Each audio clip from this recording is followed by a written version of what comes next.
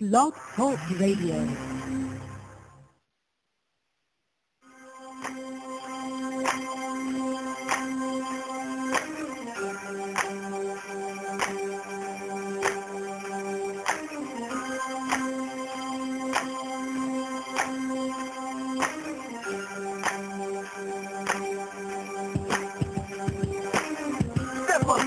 Step up to the mic.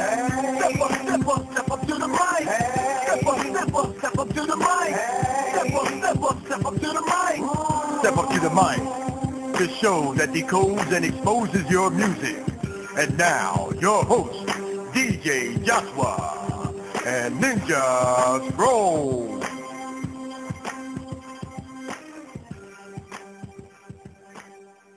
Yo, what's going on? This is Ninja Scroll.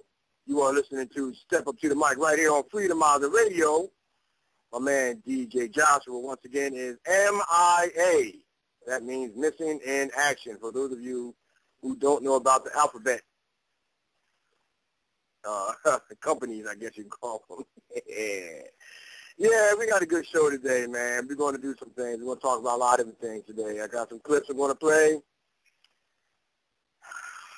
And a lot of other things to talk about today. So before we even get started on that, we're going to get into a little bit of music. I have to play the song I always play when I come on here because I love this song.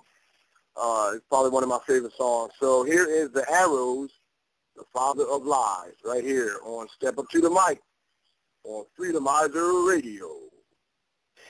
This is Ortho Swarm, and we approve this message.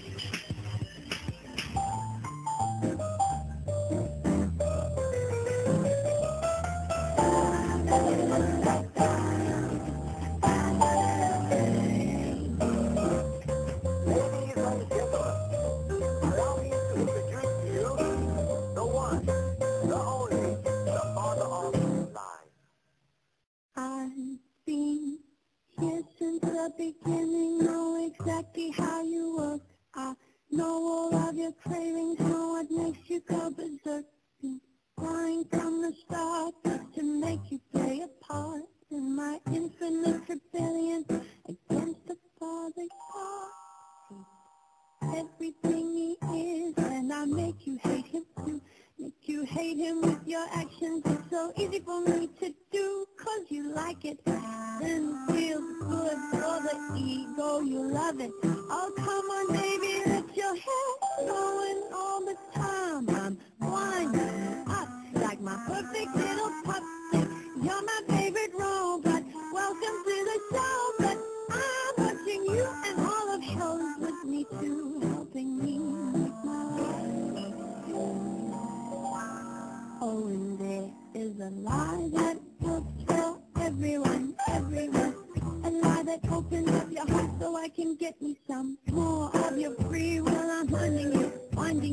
Give me the control, that's why I'm telling you. Telling you anything, everything, appealing to your human way of being. And I use it all against you just to keep your eyes from seeing past the life you're living, past the moment you're in, past the pleasure of your sin, or the cigarette you're smoking, choking on your lust.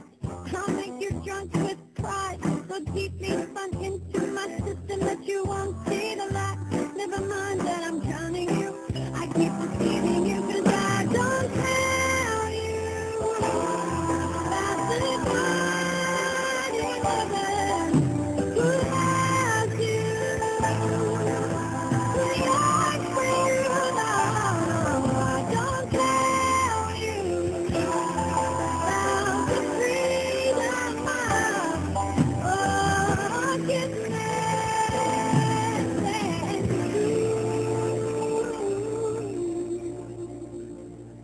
why would I tell you? Why would I tell you the truth?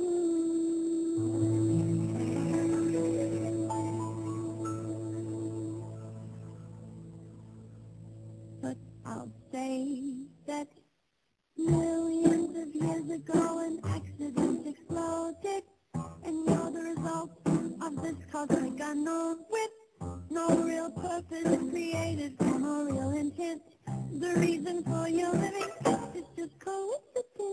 So all that remains is what you can gain. Whatever meaning you attach to your days, you decide. But I help you recognize the important things in life.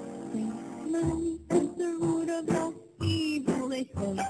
I attach yourself to the salary, your pay, your slave, to your property, your jewelry, your cosmetics. Advertise that lie up on the TV, so you are settling, settling, bit by bit, the little pieces of your soul, climbing up the ladder of economic control. Oh, the greed of men makes it so easy to hurt my all I'll tell you. There's many ways to get there. Keep yourself confused if you say to your sin. Tell you there are many ways to the same thought. Keep you distracted with your message so your heart stays hard. I'll make you think you've got spirituality, but it's really just emotional alchemy. All the vanity of self-idolatry. I never let you see, let it breathe. Hedonism. The anthem of this generation. Come on, drink it, snort it, smoke it, swallow it. Chew on my illusion of freedom till you vomit it. Still I don't tell you how to die in heaven. To love you, to love you. No, I don't tell you. Freedom of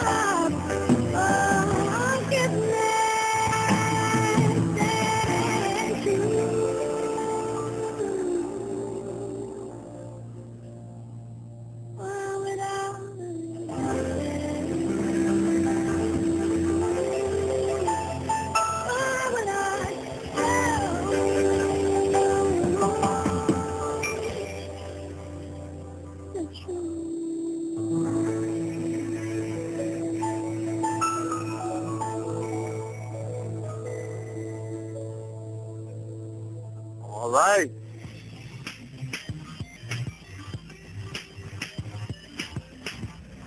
Yeah, that was the Arrows with the Father of Lies. You heard it right here on Step Up to the Mic Show on Freedomizer Radio. I am Ninja Scroll, your host, and my co-host, who usually does the show with me every Monday and Wednesday at 3 p.m. Eastern Time, is MIA, missing in action today.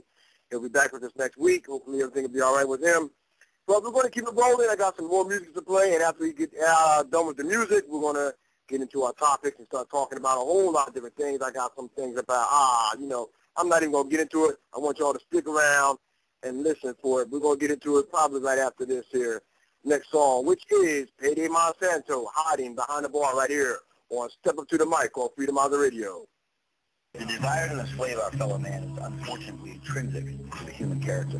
It has been with us since the beginning of time on every continent and in virtually every culture. From ancient Egypt to Babylon to Greece and Rome, Africa, Asia, Europe, and the United States. It's a disease of our human nature, yet people are under the impression that it no longer exists. As long as you behave like a slave, you'll remain in the jacket to keep you straight and grip you up in court like a racket.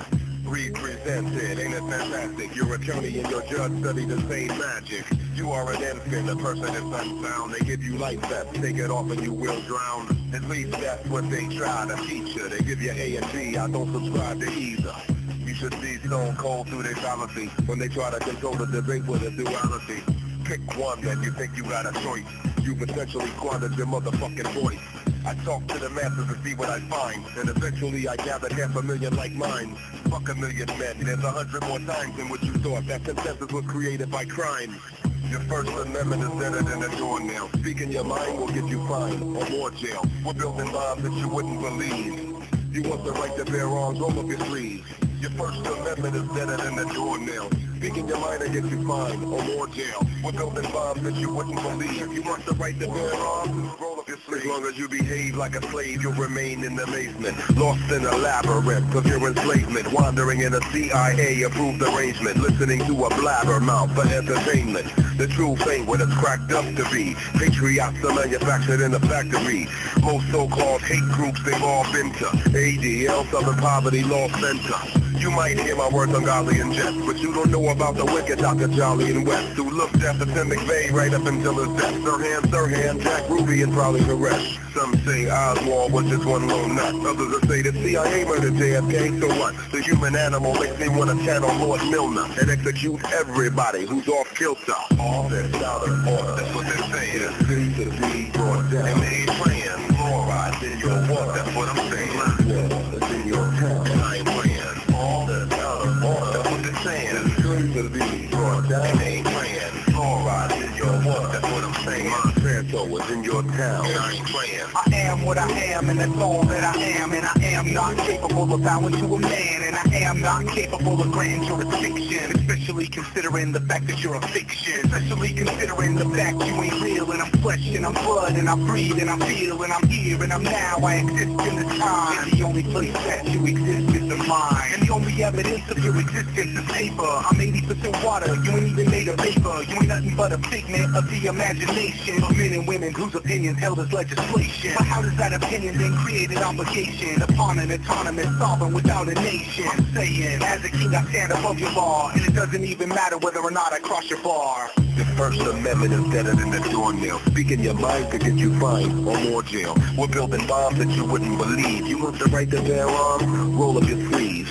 Your First Amendment is deader than the doornail. Speaking your mind could get you fined or more jail. We're building bombs that you wouldn't believe. You want the right to bear arms?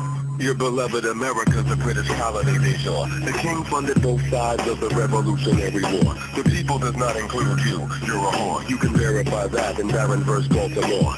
Look on your deed and you'll see the word tenant. Slaves cannot own property, just rent it. Social Security's in place to enslave us. The trust fund, they blew it. Stewart versus Davis. It's all typed out in black and white. Decided very long ago how you'd react and fight. Contingency plans were drawn up exact precise on how to distract your nights from the facts of life. They polarize the people to attack and fight within groups searching for truth and hijack the plight. I knew a few patriots who lacked the price. One of them's drunk in a lounge singing Mac the Knife. The other two have disappeared unheard of. Some say suicide, others say murder. Watch out for patriots on the radio. Many know the truth, but they simply won't say it though. I ain't looking for beef, cause most of you friendly. But Alex Jones seen juices as kosher as any. Another money bomb, how much can you lend me? What can I get with 3 quadrillion pennies? Your First Amendment is deader than a doornail. Speaking your mind will get you fined or more jail. We're building bombs that you wouldn't believe. You want the right to bear arms, roll up your sleeves.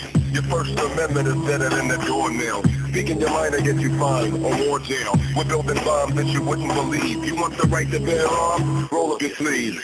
The Jewish people seem to run 90% of all the media and all of the Hollywood movies. Everything to go. Everybody hates the Jews. Oh my God. By the way, Larry didn't say hate the Jews. Question, why are you still breathing? I mean, why haven't you really just taken a toaster oven and thrown it in the bathtub with yourself at a party? Because that's what you need to do. I mean, a spokesman of the Jewish ADL admits that the 8 largest movie studios are run by Jews. Joel Stein, also Jewish. Joel Stein does a constant Jews on Hollywood and the movies and the media. And Jason, please don't call yourself an info warrior if you don't even know the basic facts. He was asked by reporters, the Jews own Hollywood, and he looked at the reporter like he was nuts. He said, well, of course the Jews run and own Hollywood. So what? According to Jason Vermis, he even dared to say that the Jews run Hollywood.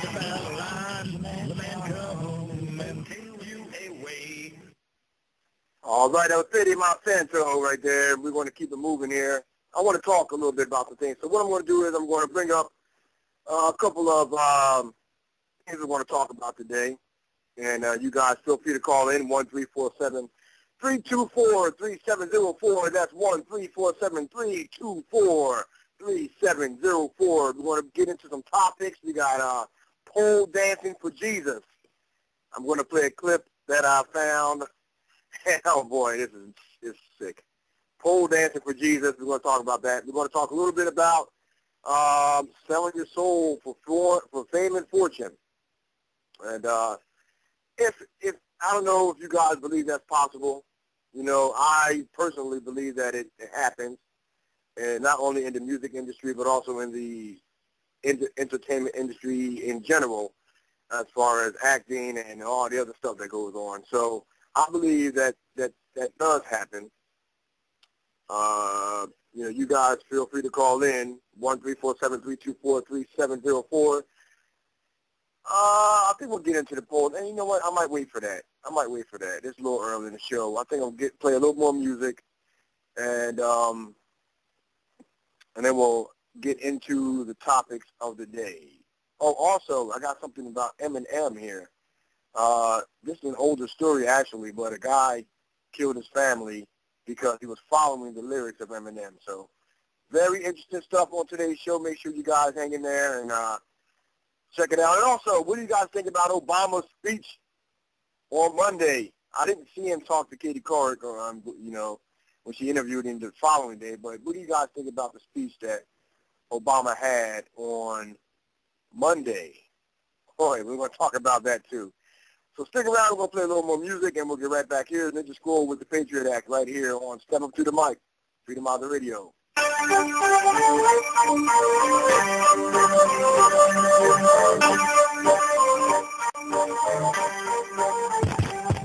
It's the red mask ninja, war be so slicing, scream bloody murder, red moon rising, attack of the killer bees, swarm devastating, fear running wild from the songs that I'm making, no feedback from the cats that be hating, taking souls down to hell, half son of Satan, bringer of the true light, blessing of the seeker, last true warrior, ancient soul keeper, one and only ultimate brain decapitator, kill in the moment, ask questions later, no remorse for the MCs that I'm saying, the fake rappers are the ones who are paying, millions come out here to see my recital, on the edge of your seat, words very vital, dictator tyrant, man of many titles, bow down and worship, the one and only idolize, Assassinator, the flying Russian, words flow flawlessly over percussion, no fake MCs allowed in this paper, only number one big scene by Mel Kiper, you can scream loud but it don't mean you're hyper, shots be on point like the DC sniper, you better wake up, smell coffee, clear your head, 5 more minutes and you might be dead,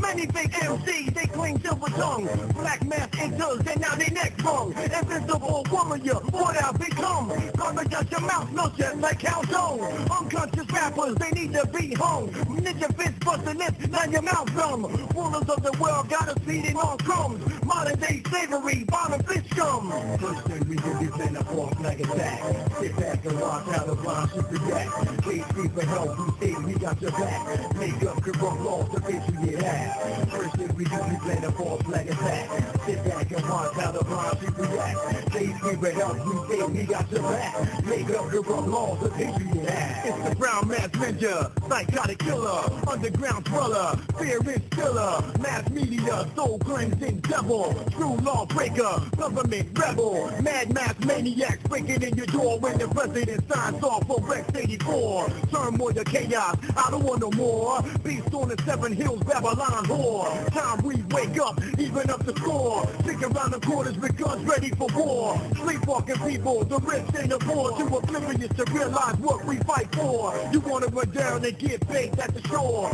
Men plot behind your back, evil at the core. Attack of Illuminati raw like a boar. Words sting like salt that's in the mouth full. Yo, only speak real truth, there's no way to fake this. Living in a world similar to the Matrix. Chains on your mind, come on, we gotta break this. Way that you're thinking, it's time for awakeness. One way out, man, so we gotta take it. Fight to the end, cause we all gotta make it. The truth is the truth, some of y'all might hate it. Or don't wanna hear it, be blind and debate it. Hear no, see no, speak no evil. Live dangerously like evil Knievel. Death, dumb and blind, measuring up and watch people. When you're led by your nose through the upheaval. Gears keep turning like pop goes a weasel. Media spread the nonsense like the measles. All gassed up like an 18-wheel diesel. New world order plans written on an easel. First thing we do is send a false flag attack. Sit back and watch how the blind shoot react. KC for help, we say we got your back. Make up corrupt laws to Patriot Act. First thing we do is send a false flag attack. Sit back and watch how the blind shoot react. KC for help, we say we got your back. Make up corrupt laws to Patriot Act. Yeah,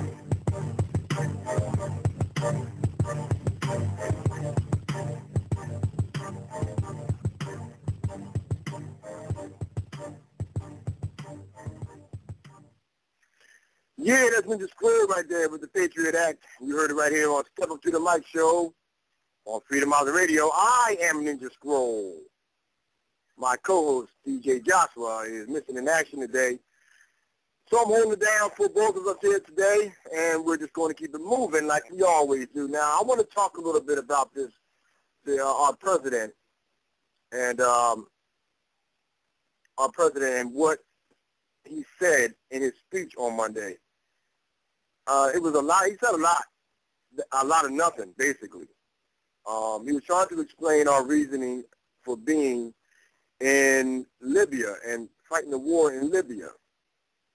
And it was a lot of talking about humanitarian efforts, you know, going over there to help people and save people's lives. And he talked about not seeing mass graves and all kinds of stuff like that. And he also talked about protecting our interest in America, here in America, protecting our interests and our values.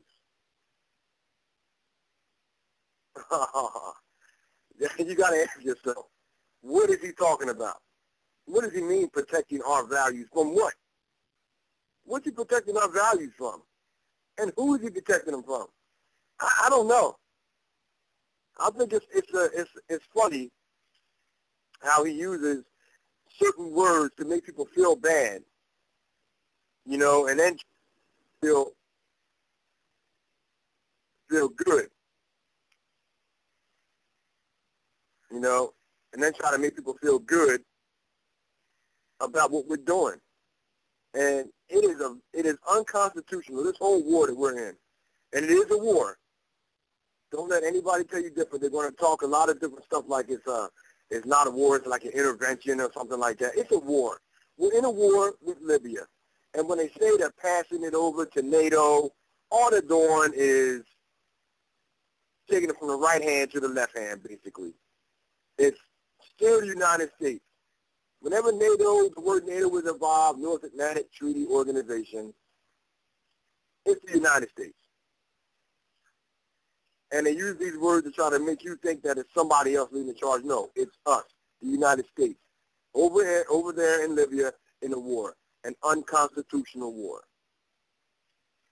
Supposedly protecting our interests, which I know what our interests are. Our interest is oil. But our values, did somebody attack our values? It's all a bunch of bull, man. There's no reason for us to be over there in Libya at all. And anybody with any brain knows that.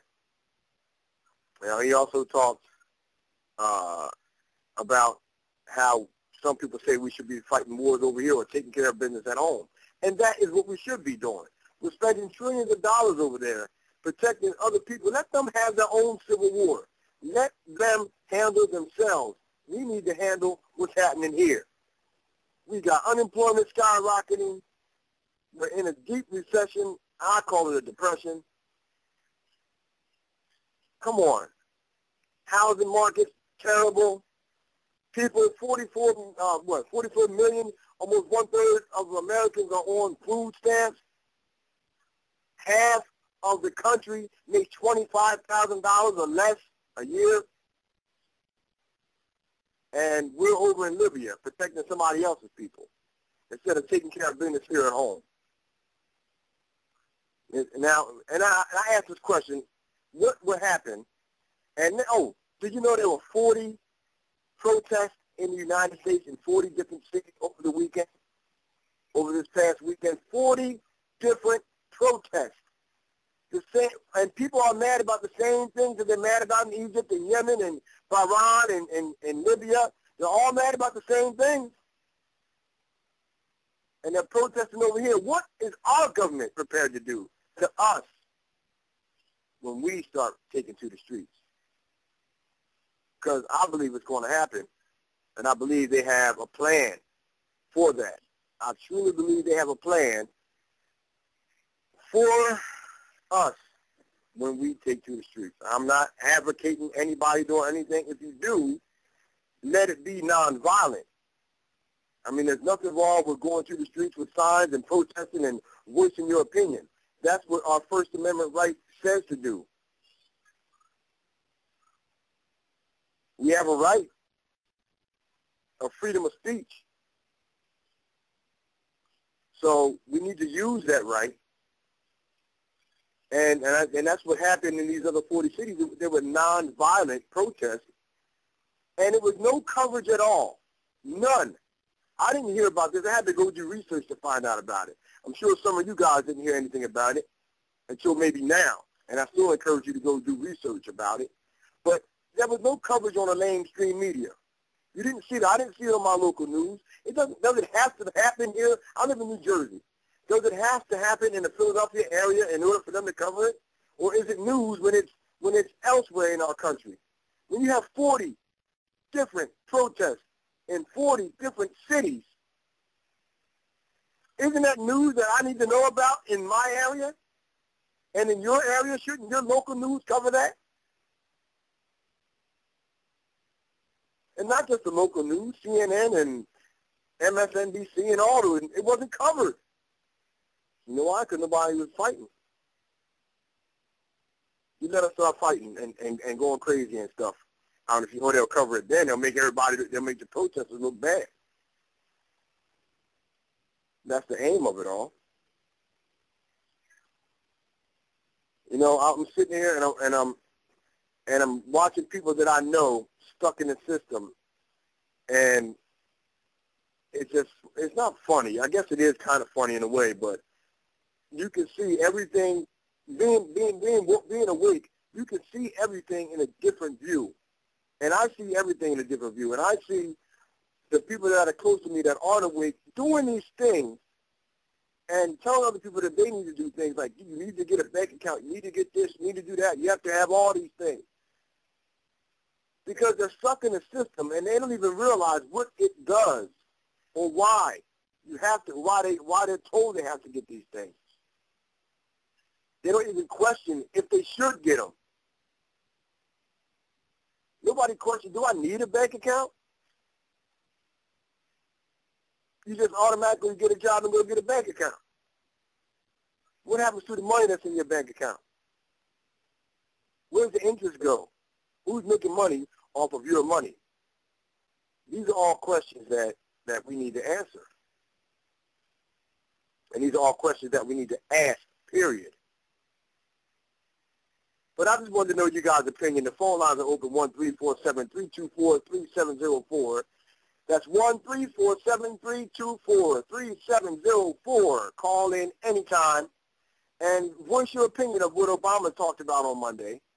That's the first part I want to get into. But I want to get into some other stuff today. I have some other clips that I want to play for you guys. And we'll get into that after this first break. We're coming up on a break now. So, you know what? Let me go ahead and I'm going to play some music real quick. And right after the music, we'll do our break. We'll pay some bills. And then we'll get into some of these topics that I want to talk about today. So, let me see. What is this here? MC Pierre. Never heard this guy, but here's MC Pierre. Blame it on the government right here. You're listening to Ninja Scroll on Step Up to the Mic show on Freedomizer Radio.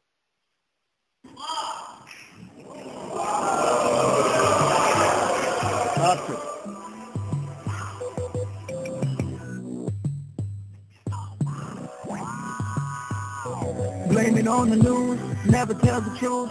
Blame it on the Fed, reason for the debt. Blame it on the government. Blame it on the They always say that they won't, but I know that they front. Cause they plan what they want, but they don't want to make it seem easy. We keep on saying what we won't do, but you know they probably gon' do what you've been fearing deep inside. Now it's what you drinking, don't let it sink in. Shit that you eating, thinking, we can see where we can be. That press fast forward, just one step to the new world order. Economy is fucked up, this is what they want, what? They don't even care now. They were well aware how true that we were when they busted in. Blame it on the news, never tell the truth. Blame it on the Fed, reason for the debt. Blame it on the government. Blame it on the government. Blame it on Barack. Blame it on Cheney. Blame it on the people who blew up the levee. Blame it on the government. Blame it on the who see they control the TV. And now I know that they tricked me. They just lying to me, and they keep staring me right in my eyes. No telling what I'm gonna do. Well, I would rather show what you've been missing. Cause the lies on the left button was an inside job. It's what you drinking, don't let it sink in. Shit that you eating, thinking. We can see where we can be if that press fast forward. Just one step to the new world order. Kinda little fucked up, this is what they want, what? They don't even care now, they were well aware how true that we were when they busted in. Blame it on the news, never tell the truth. Blame it on the Fed, reason for the debt. Blame it on the government. Blame it on the government. Blame it on Barack. Blame it on Cheney. Blame it on the people who blew up the levee. Blame it on the government. Blame it on the who's saying I know a lie you would. Just by your look, keep on taking shots and never read a book. Just listen, just watch and listen. You will believe us. I work for the NWO. People didn't you know going down. We gon' beat the world like judo. You know what I mean? So you get drunk and pretend it's a drink. So I made up a lie. Now I start world wars and they're all by my side. All by my side.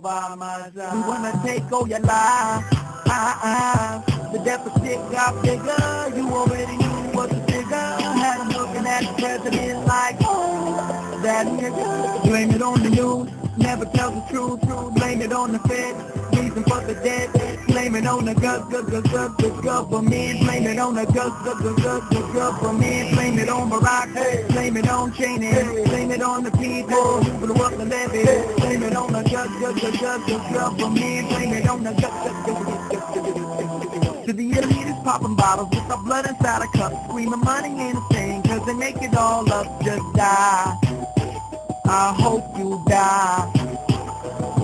Until my revolutionaries who can see the truth is scary, but we'll fight until you're buried in the cemetery. Hold your head high. Just hold your head high. You can blame it on the news, never tell the truth. Blame it on the Fed, reason for the debt.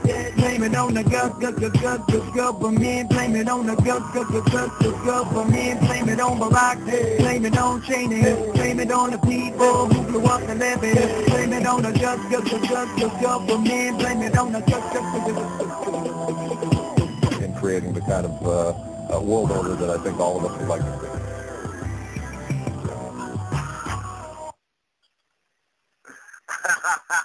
Yeah. I never heard that one before. I never heard that song. That was a good parody, man. Blame It on the Government by MC Pierre. Oh, boy. We got to take a quick break. We got to pay some bills. When we come back, we'll get into the topics I want to talk about today. So stick around. You're listening to Ninja Scroll on Step Up to the Mic, Freedomizer Radio. Be right back after these bills. We got to pay the bills. Be right back. Hi folks, CT here. I want to talk to you about a great preparedness resource, tomorrowsharvest.com. Whether it's an economic collapse or nature's fury, there's no feeling more secure than knowing that your loved ones will be well fed. If it's time to bug out or just camping with the family, Tomorrow's Harvest offers high-quality, cost-effective, and long-term smart food storage.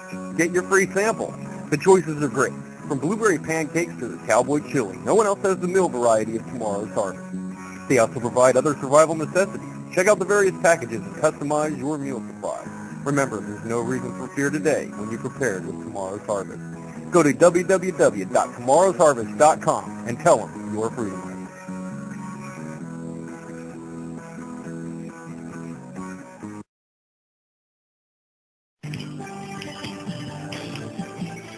Are you wondering about your retirement portfolio? Are you confident your financial advisor is experienced enough to combat climbing interest rates, taxes, and inflation? Stop guessing and go to the expert, Robert Chapman of International Forecaster.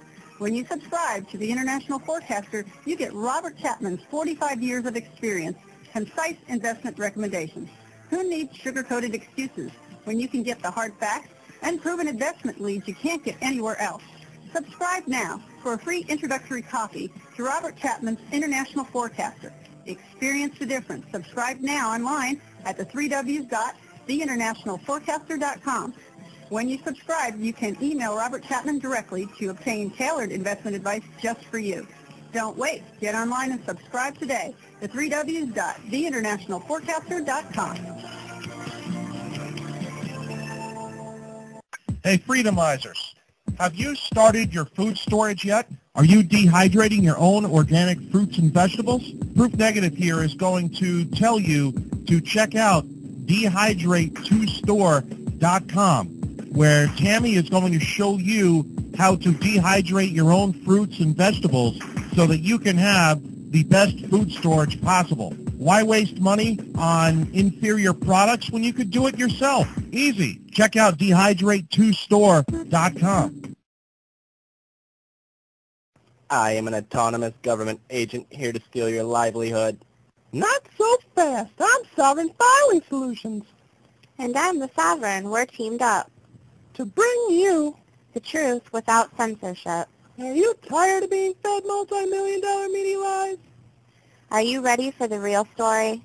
Sovereign Filing Solutions has teamed up with the Sovereign newspaper to make sure you get it. And not the BS this guy behind me wants to feed you. Take the step, help make the change. Oh, come on. That's not even fair. How are we supposed to rule indiscriminately if you know what's going on? All right, we're back, and this is Ninja Scroll. You're listening to the Step Up to the Mic show on Freedomizer Radio. DJ Joshua is missing in action. He'll be back with us next Monday, so you're stuck with me. All right, listen, I want to talk a little bit about this this one clip I have, pole dancing for Jesus. Yes, I said pole dancing for Jesus. There is somebody out there that started up a pole dancing class for Jesus. How it's for Jesus, I don't know. But let me find this clip. As soon as I get the clip lined up here, I'm going to play it for you guys. But would you guys start on pole dancing for Jesus? Phone number 1-347-324-3704. 1-347-324-3704. Here it is. I'm going to play the clip. Listen to it. Let's talk about it. You can call in, get in the chat room, and talk about it. But I think it's pretty weird. But here it is. Pole dancing for Jesus. Well, pole dancing as a workout is nothing new. Over the past few years, independent studios have popped up all over the country. But Kristen Kane is here tonight to explain a unique type of pole dancing class here in our area, Kristen. Well, Melinda, I bet you've never heard of this one before, pole fitness for Jesus. And I know you're probably thinking, how on earth can you mix pole dancing with Jesus? Well, according to one studio up in Spring, you can definitely mix the two. So you're going to step in front with the inside leg. Now you are going to kick this one out. I was a dancer for 3 years. Okay. Probably 7 years ago or so. I did it for a while. It was not something that I felt very rewarded with, but to each his own, and it was just something I didn't really want to do anymore. So I actually decided to take the part that I liked about that and bring it here, but it's so much fitness, you know. It's not, I don't teach women to be strippers. Every second Sunday of the month, Crystal Deans invites female churchgoers into her pole dancing studio. On the Sundays when we do the pole fitness for Jesus, we do the upbeat contemporary Christian music because, you know, people have to bring their church program to get into the class. So we basically are just continuing the whole worship thing. Don't let the name of the class fool you, though. There's no prayer beforehand. There's no crosses hanging in her studio. Just to, like I said, get past the whole stigma of the whole thing. I'm very Christian. I go to church every Sunday, you know, and I pray, I talk to God, things like that. I think that there's nothing wrong with what I do. Oh, you're getting there. You're going to get it. You know, I teach women to feel good about themselves. I teach them to be empowered. So here and here. And, you know, we get in really good shape. God is the only person that judges. So anybody who wants to judge me, feel free to do it. But I'm good with God, so that's what's important to me. And I really don't care what people think. And neither does newcomer Tiffany Booth. So I think it's a fabulous thing. I was raised around religion and everything. My parents, very religious, and also, it's a great way that you can get that stigma off. It's not just dancing on a pole. It's just, all it is you've got music and you've got girls together working out. And it's a different kind of workout. There's tons of different kinds of workouts. This just happens to be one. I mean, it does the legs. That's why we wear the shoes, actually. The shoes are good for the legs and, you know, the glutes. But it's a lot of upper body and a lot of core. Down, up. And that is definitely something I can attest to. The shoulder part, it just hurts. Ow, ow, it hurts a little. It's going to be sore, no bruises. Well, I didn't have any bruises, but I did just a few moves, and I was sore for a few days. I had never tried the pole fitness before. Quite a workout, I hear. But you got to look at this. I took a picture of my wrist because afterwards I left my watch on, and it was a little bit bloody. You can see there it's a little bit red. So if you are going to try this, just leave all your jewelry at home. All right, Kristen. Well, it's good for the reporter involvement tonight, but I got to ask you, there may be a lot of people out there who are wondering what she thinks. You know, they may think that this is a gimmick and in really poor taste to use the name of Jesus with pole dancing. You know what? You're right. And we've been talking about this in the newsroom all day. You've seen some of our Facebook comments about it. But they take it very seriously. You know, she's very genuine about it. She has had some people come and, you know, thump Bibles on her door and everything, but it's exactly like she said. You know, it's not for everyone, but they're not teaching you to be sexy dancing on the pole. So this is not the gateway into stripping. No. I mean, if you want to do that, you can, but it's all about being spiritual. And I must add that it's free. This is free if you bring your church program, and she only allows 10 women in there, all women. So, you know, they take it very seriously, but it's not for everyone. All right, Kristen Kane, very interesting story. Thanks so much. All right, there you go. Pole dancing for Jesus. You heard the clip. Now, give me 1 second. Let me get my thoughts together, because I think it's crazy. I don't know how you can pole dance for Jesus. I don't understand. What is going through people's heads today? I don't get it. But this woman said she goes to church. Oh, wait a minute. First, it's free if you bring your program from church. Come on. That's funny. That's funny, right? It's free if you bring your program from church. And then this woman says she goes to church and she talks to God, and she said that only God judges. Nobody else can judge her but God. I don't know if you guys read your Bible, but that is not what God says in the Bible. Now, right off the bat, a lot of you guys are going to start jumping on Matthew, I believe it's 7, when it says, "Judge not, that ye be not judged." People forget there's more in that verse. There's more in that chapter. You got to read the whole chapter. He doesn't say that we're not judged. He says not to judge unjustly. Don't be hypocrites when you judge. In other words, if I'm pole dancing for Jesus, I can't tell that woman not to pole dance for Jesus. So that's what, I mean, when she says God says not to judge, that's not what he says. Or when she says that God says that only God can judge her, that is incorrect. There's more scriptures in the Bible that tells us to judge people. Now, I could do a whole show on this. I don't know if y'all want to get into that right now. I really don't. I got other stuff I got to get into, but read your Bible. It says more in that verse than judge ye lest ye be judged. There's more to it than that. So read Matthew 7, the whole chapter, and find out if we're supposed to judge. I think it's funny. How you think somebody call in? Because you got to be saying to yourself, pole dancing for Jesus. Why can't you just have a pole dancing class? Why does it have to be for Jesus? What part of pole dancing is for Jesus? What part of that whole thing has anything to do with Jesus? Nothing. It has nothing to do with Jesus. So why would she even put Jesus' name in it? I think it's a gimmick. I think she's using that to get people to come in to her class, maybe, or maybe some diluted, perverted, non-thinking Christian thinks that's a way for her to pole dance, so without it being against God or without it being sexual, because it has the name Jesus in it. But pole dancing for Jesus? You got to be kidding me, man. We're going to play some more music, and when we come back, we'll talk some more about pole dancing. You know what? No, I don't even know if we need to keep going on that one, because that's just too funny. But the whole point of her saying that she talks to God and that she goes to church, does that mean she's saved?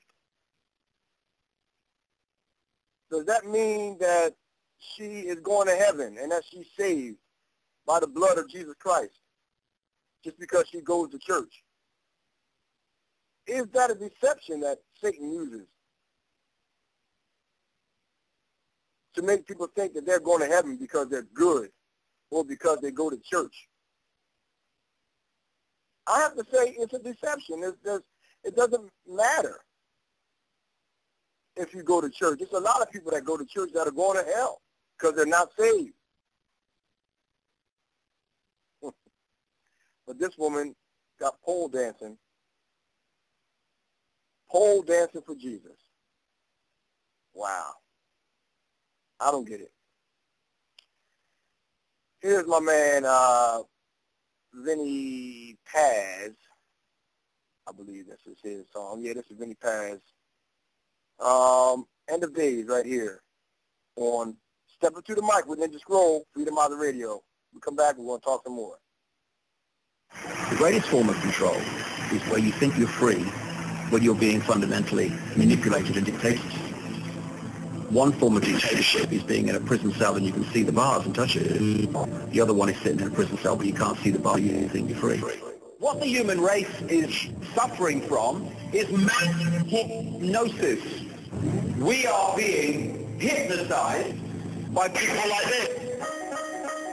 Newsreaders, politicians, teachers, lecturers.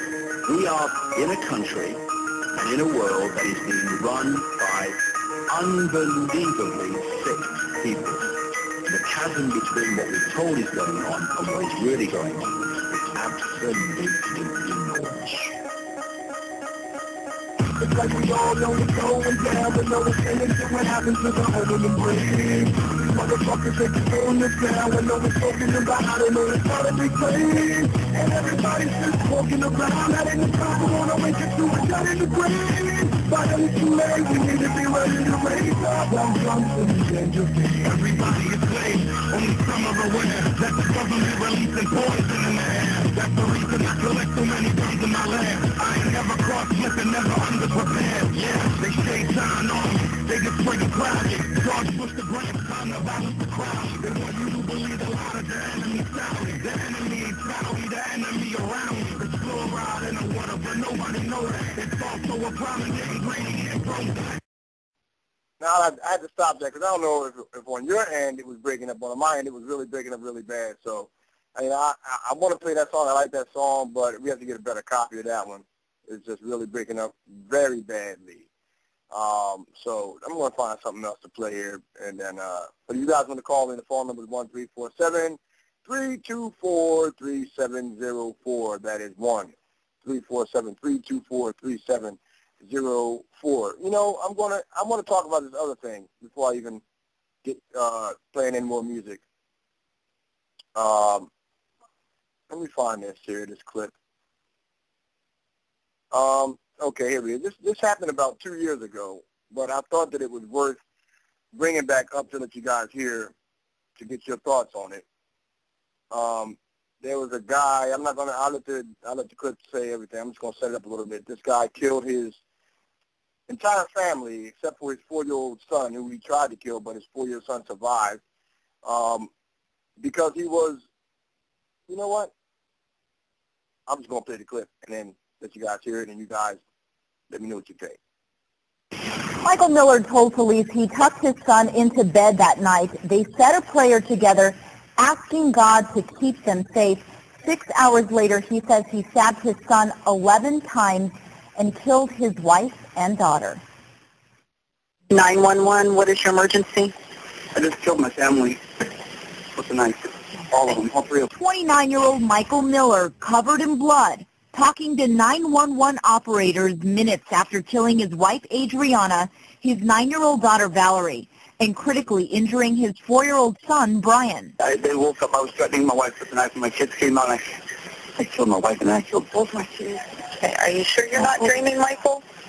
I am positive. Miller told officers he was possessed and his wife became a demon. Just before stabbing her at 4 in the morning, he told police he started screaming lyrics from an Eminem song and saying, "Here comes Satan. I'm the Antichrist. I'm going to kill you." Have you ever had any type of thoughts of doing this before? Never, ever. It just hit me like a brick in the face. I don't even know why I did it. When the kids woke to their mother's screams, Miller told police he stabbed them too, stabbing his 4-year-old son the most because he loved him more. Miller then told officers he rolled a cigarette, said another prayer, and called 911, all while his son was laying on the dining room floor, clinging to life. Can you go over and No, I can't. I cannot. Why not? I can't look at what I did. Okay, well, you need to. You need to face up to the reality of this. You need to go and help him. And Miller's 4-year-old son survived the stabbing. He is still recovering in the hospital. I'm Miriam Garcia, Fox 10 News.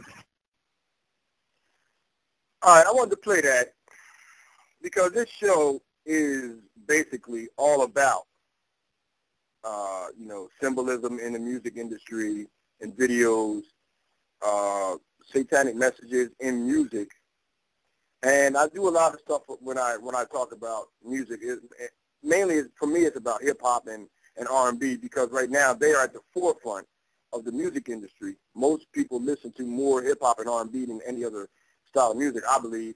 I know rock and roll is up there with them, but people ask me, how come I don't talk about rock and roll a lot? How come I don't say that there's Satanism or backward masking and things of that nature in rock and roll music? That's because it's been done. It's been talked about. It's already been said, We already know, most of us know that there are satanic messages in rock and roll music, especially the heavy metal stuff.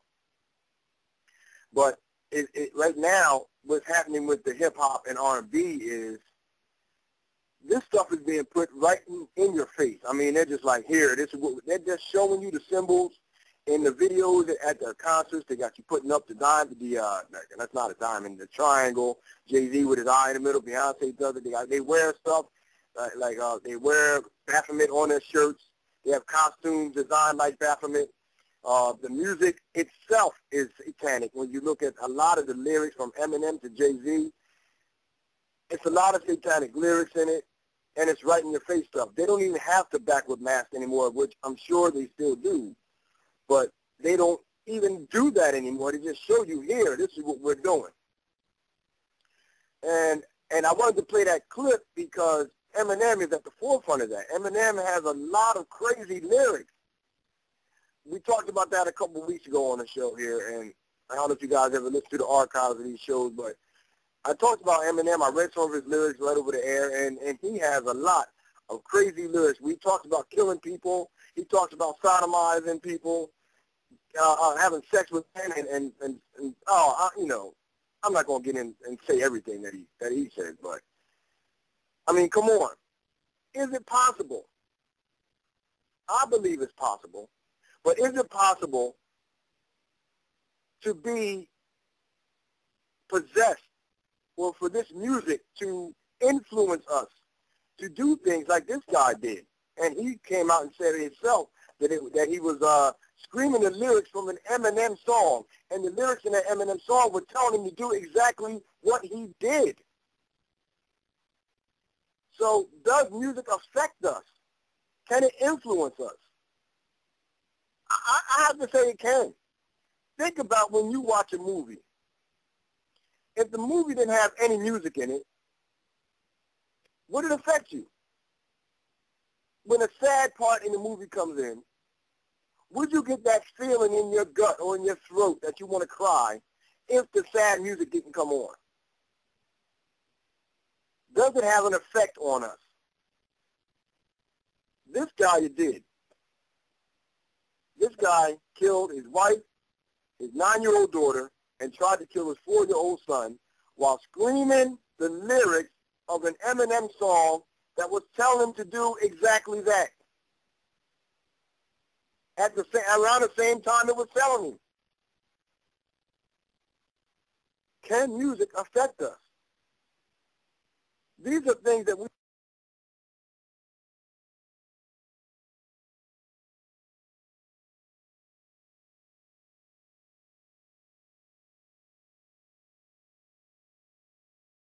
I'm sorry about that. My phone died on me. Actually, I lost signal. Well, that story happened in 2009, Alter. If you want me to, no, that was in 2009. I just thought it was something that needed to be played because I know a lot of you may not have heard of that. It happened in Arizona. There's another story that happened in Philadelphia last week where a kid killed his mother with a hammer because she wouldn't let him play PlayStation. So he took a hammer and he killed his mother, and then did something nasty to his mother when he drugged the mother out back in the backyard and did something to her corpse. They didn't say what it was on the news, but what is going on in this world today? What is happening? But the question I had before my phone cut off was, is it possible that music can affect us to that point? You know, we have to ask ourselves that question. What is in this music that we're listening to, and can it affect us? And why are we letting our kids listen to it? Some of us don't. I don't. I try to monitor what my kids listen to the same way you would monitor what your kids watch on TV. Isn't it the same messages coming through the television that's coming through their ears and their earphones? Aren't they all talking about sex and violence? Isn't that what they're talking about? And is that what you want your kids to hear? Is that a message that you want your kids to have in their heads?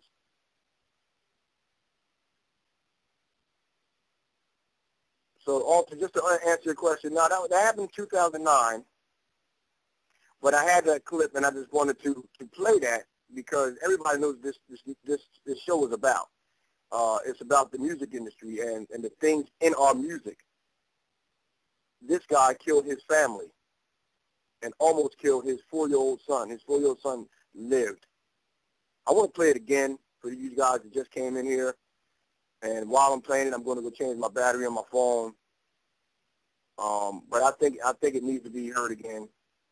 So here's the clip one more time, and I'm going to step off and go change my battery. And hopefully I have enough time to do that. And when I come back, we're going to take a quick break after this, and then we'll get into some other things. Right here on Step Up to the Mic Show with Ninja Scroll, that is me, on Freedomizer Radio.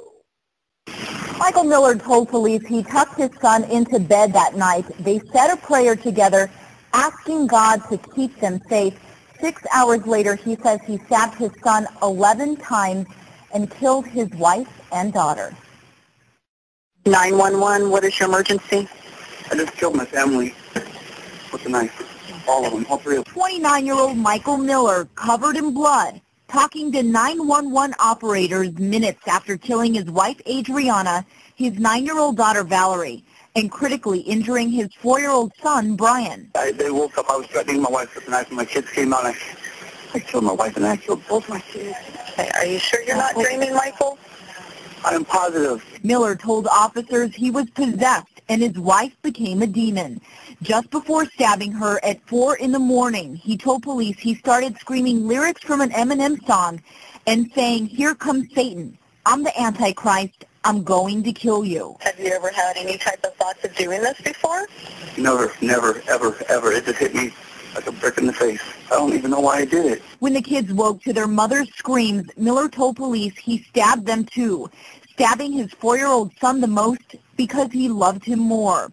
Miller then told officers he rolled a cigarette, said another prayer, and called 911, all while his son was laying on the dining room floor, clinging to life. Can you go over and No, I can't. I cannot. Why not? I can't look at what I did. Okay, well, you need to. You need to face up to the reality of this. You need to go and help him. And Miller's 4-year-old son survived the stabbing. He is still recovering in the hospital. I'm Miriam Garcia, Fox 10 News. All right, I had to play that again because I thought it deserved to be played again. I think it's sick, and I don't understand. In a way, I guess I can understand because I've done investigating on this music stuff, and I've looked at different videos, a lot of different videos, broke down videos, seen the symbolism, seen how Satan has his hand involved in this music industry, and I guess I can understand how somebody could do that because they are letting this music become part of them. Basically, they are being possessed by these lyrics, and they're doing what the lyrics say, or they're just so. What's your thoughts on this? Anybody want to call in? 347-324-3704. That's 1-347-324-3704. I think it's crazy when you have people doing stuff like that. We're coming up on a break. Top of the hour here. We got to pay some bills. When we come back, we're going to talk about selling souls for fame and fortune. Is that real? Boy, now that's a good question, right? How many artists have you heard say that? And we're going to even dabble into the Bible a little bit about that to see what the Bible says about Satan and the selling of souls for fame and fortune. But all that right after we come back from this break right here. You're listening to Ninja Scroll. Step up to the mic on Freedomizer Radio. Hi folks, CT here. I want to talk to you about a great preparedness resource, tomorrowsharvest.com. Whether it's an economic collapse or nature's fury, there's no feeling more secure than knowing that your loved ones will be well fed. If it's time to bug out or just camping with the family, Tomorrow's Harvest offers high-quality, cost-effective, and long-term smart food storage. Get your free sample. The choices are great. From blueberry pancakes to the cowboy chili, no one else has the meal variety of Tomorrow's Harvest. They also provide other survival necessities. Check out the various packages and customize your meal supply. Remember, there's no reason for fear today when you prepare with Tomorrow's Harvest. Go to www.tomorrowsharvest.com and tell them you're Freedomizer.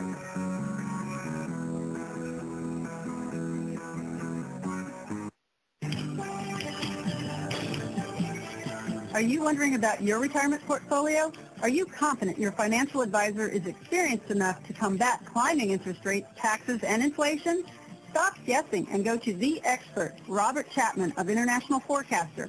When you subscribe to the International Forecaster, you get Robert Chapman's 45 years of experience, concise investment recommendations. Who needs sugar-coated excuses when you can get the hard facts and proven investment leads you can't get anywhere else? Subscribe now for a free introductory copy to Robert Chapman's International Forecaster. Experience the difference. Subscribe now online at the 3Ws.theinternationalforecaster.com. When you subscribe, you can email Robert Chapman directly to obtain tailored investment advice just for you. Don't wait. Get online and subscribe today to 3Ws.theinternationalforecaster.com.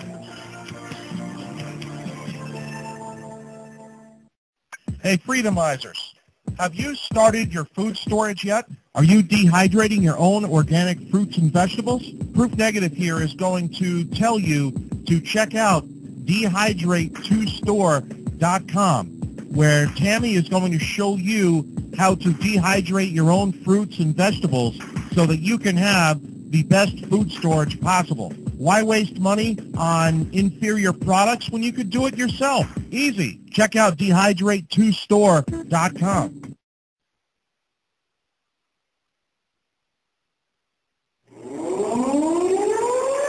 This is Mercy. If you're listening to this message, warriors, you are the resistance. Warriors, you are not alone. There are pockets of resistance all around the planet. We are at the brink. Read about it in The Sovereign, newspaper of the resistance. Available now at newsstands everywhere. The Sovereign is a monthly 24-page tabloid newspaper featuring incendiary content about life during wartime in the age of Obama. Warriors, keep to date every month. Remember to read The Sovereign, newspaper of the resistance. Available at newsstands everywhere. This alert is for all you boppers out there in the big city, all you street people with an ear for the action. This is Mercy. If you're listening to this message, warriors, you are the resistance. This is Mercy. Mine will be the last voice you will ever hear. Don't be alarmed. All right, we're back, and we were just talking about a little bit earlier, right before the break, about Satan and music, basically. A lot of good talk in the chat room, a lot of good opinions. I just stepped in there to see what was going on over there.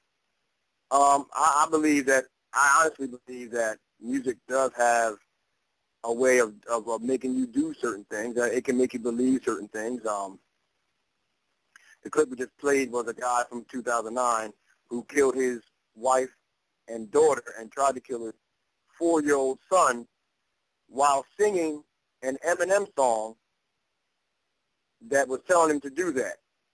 Now, I don't believe that the whole goal is to get people crazy and to make people go kill their families and kill people.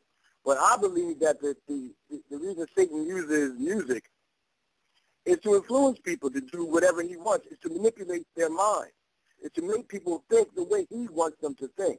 I mean, when you look at Beyonce, for instance, when she thinks about women empowerment and single lady and blah, blah, blah, and all that stuff, what is it doing to the women that are married? If you have a wife and she is involved in listening to Beyonce, constantly talking about being an independent woman and constantly talking about, doing her own, having her own stuff, what eventually is your wife going to end up talking about? She's not an independent woman.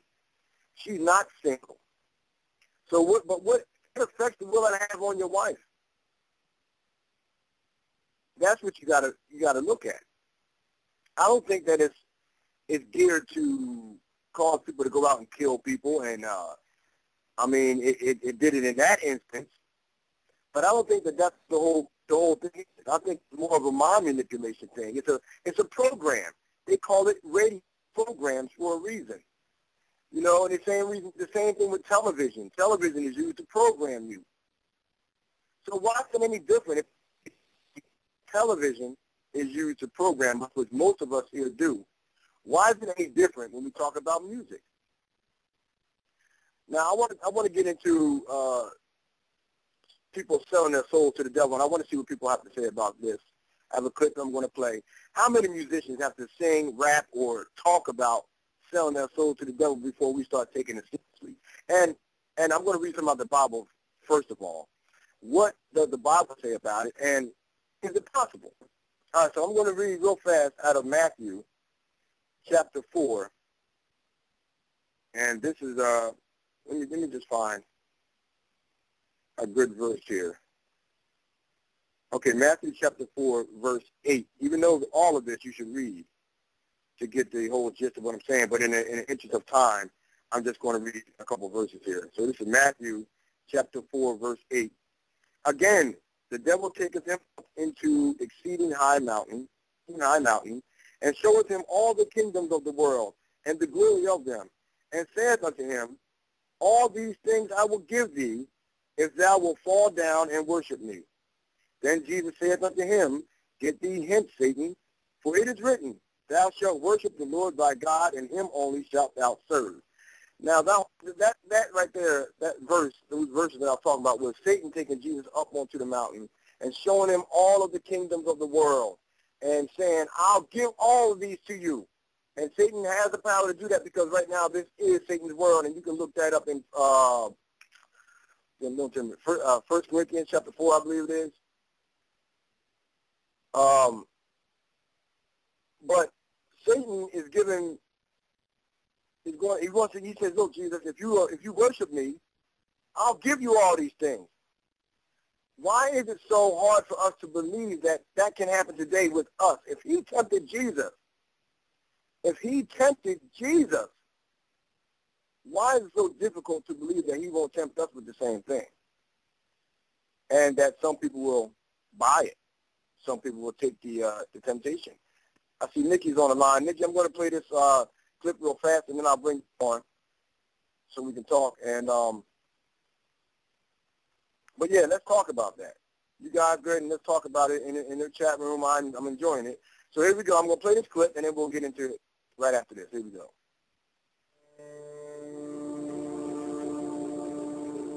About, what was going on in my life at 15, and that's how I got introduced to the music industry. I swear I wanted to be like the Amy Grant of music. Yeah. But it didn't work out, and so I sold my soul to the devil. They scared to lose their fucking house. Or they scared to lose their record deal.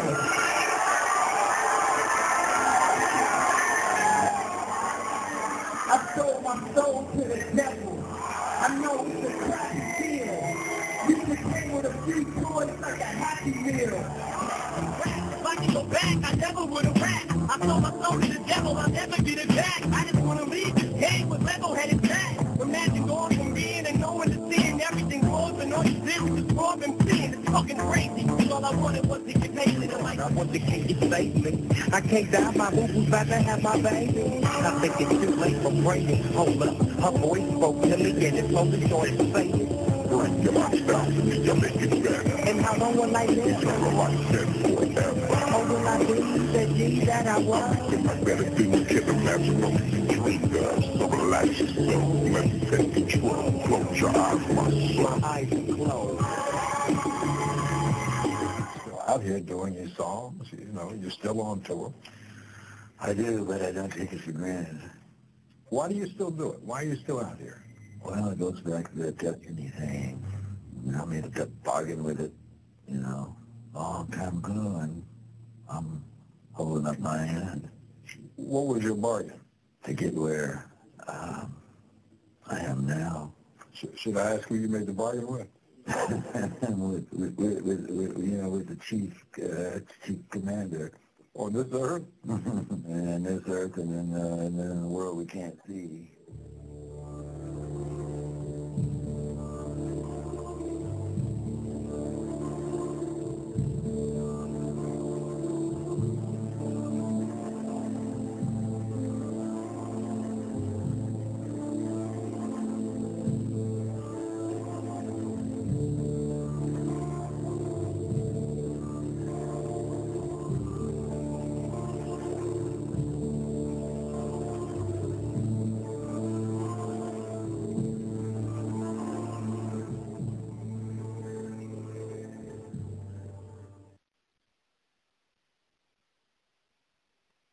All right, so you heard, and I want to thank Runaway Slave for putting that in the chat room. He pretty much nailed everybody in that one there, from Katy Perry to Bob Dylan. All of them talked the same. They all say it. I mean, Eminem says it in his raps. I have a clip of DMX talking about he sold his soul to the devil. Everybody's selling their soul to the devil. Is there a price? I even have Professor Griff talking about that, as a matter of fact. And those who don't know who Professor Griff is, he, about, 10, 15 years ago was with Public Enemy. He's been in the business for over 20 years. And he talks about the same thing. So what are your thoughts on that? Is it possible? Is this possible? Because let me tell you, Satan tempted Jesus with fortune, and basically saying when he said he would give him all of these kingdoms. Is it possible that Satan still tempts us today? I think one of the greatest deceptions that Satan has is that he makes people believe that he doesn't exist. I'm going to bring Nickie in right now.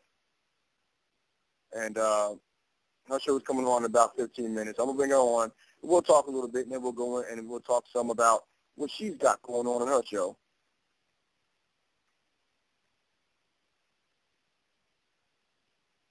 For some reason, mine. Oh, there we go. Okay, Nick, what's going on? How you doing?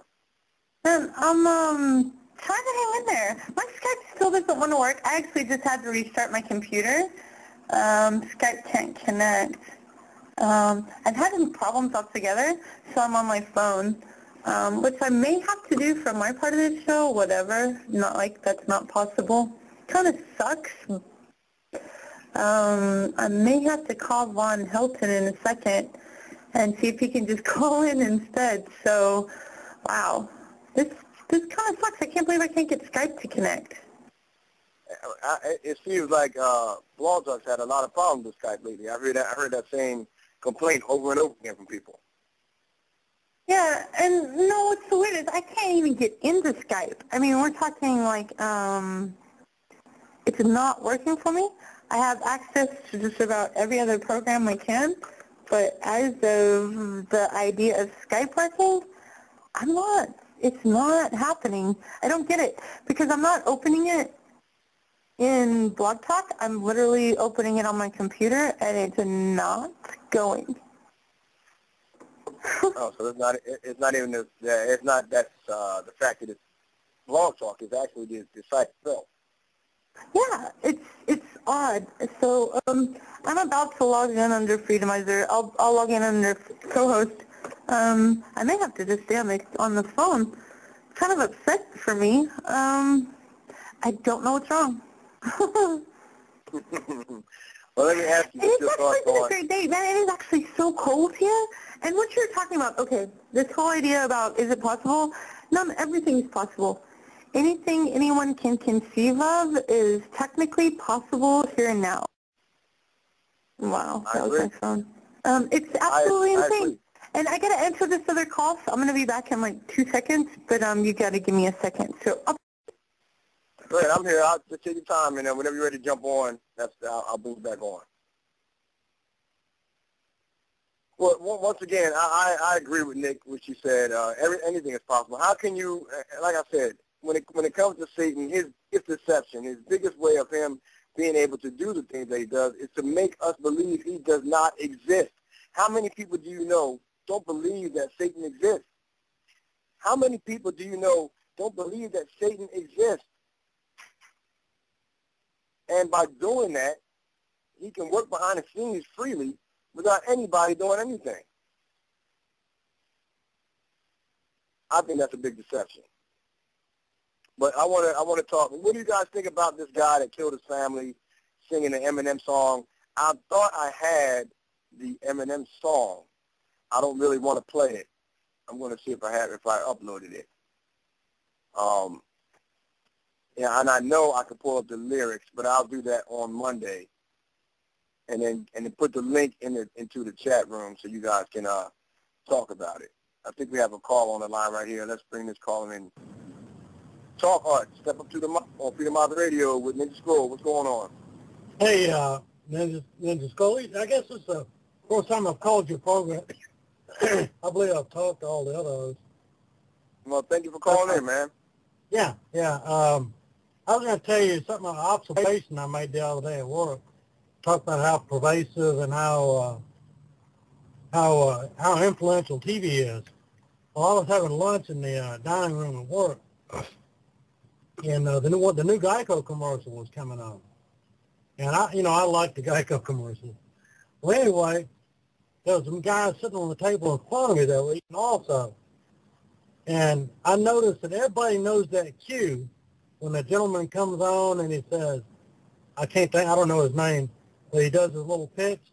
And they stopped everything they were doing.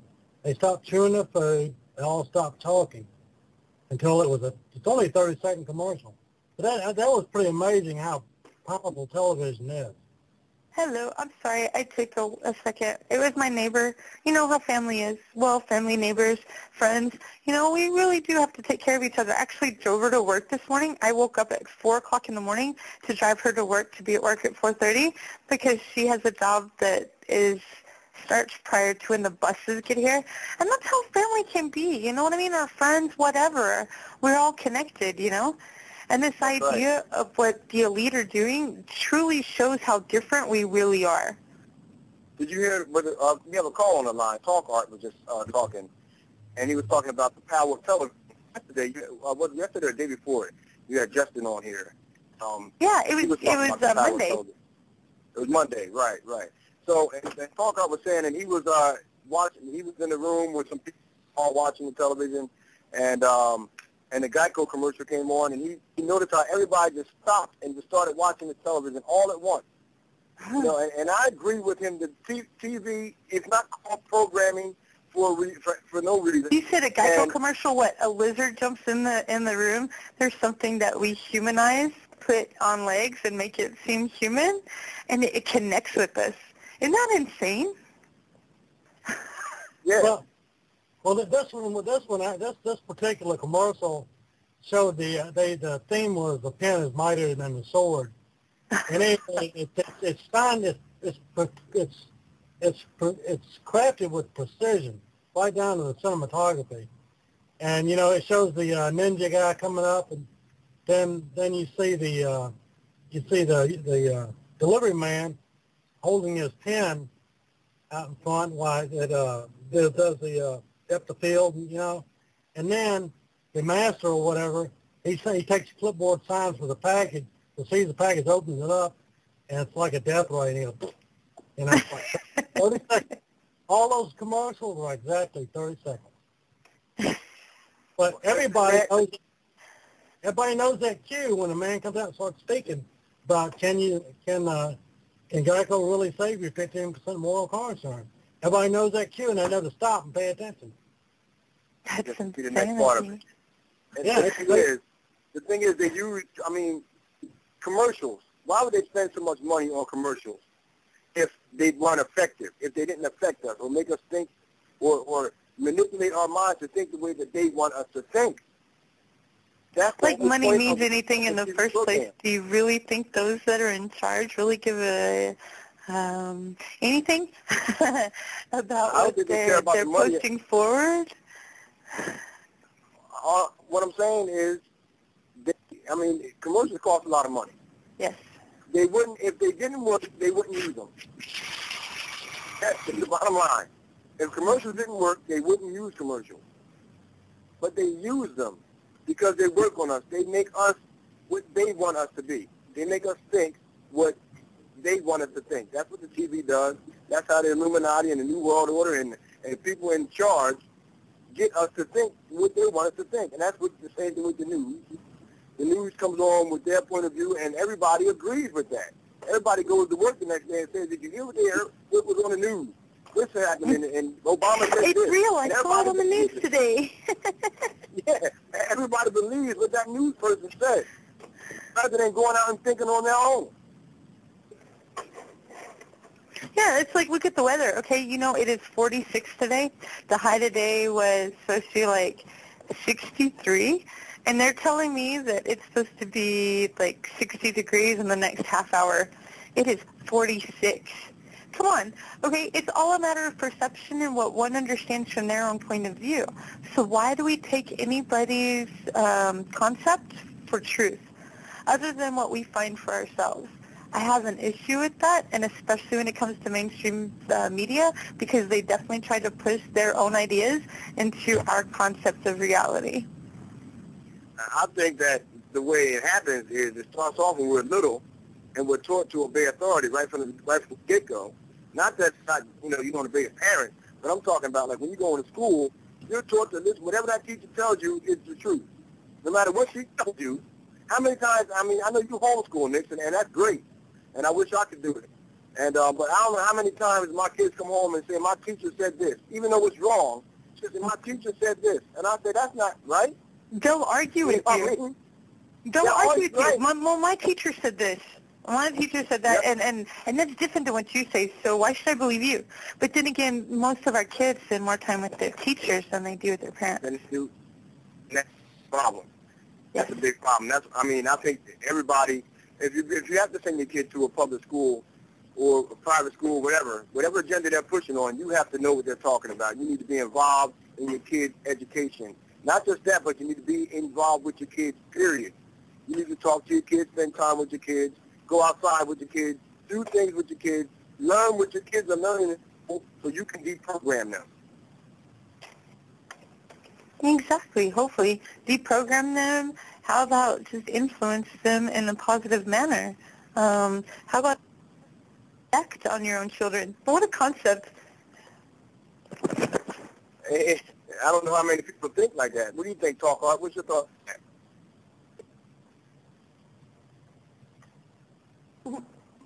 I don't know if he's still with us. He's still up here. Carl, are you still with us? Probably doesn't realize his Skype's on mute. That happens quite a lot. Yeah, I've heard that in the last few days, too. So, Nick, what you got going on in your show today? I've got Von Helton joining me, The Punisher. And then Friday, I actually have Michael Ronkin. I can never say people's names correctly, so I apologize if I said it wrong. But he's going to be on Friday, and he's another person that deals with sovereignty or secured, creditor, whatever, in commerce.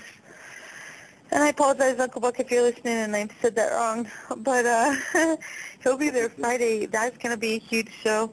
Von Helton, the Punisher, is always, he's a good friend, so I desperately appreciate when he pops in and I have no guests. So he's here, and there's a lot going on with a lot of people who have made predictions that talk about the 31st, March 31st, and have already taken off for the mountains.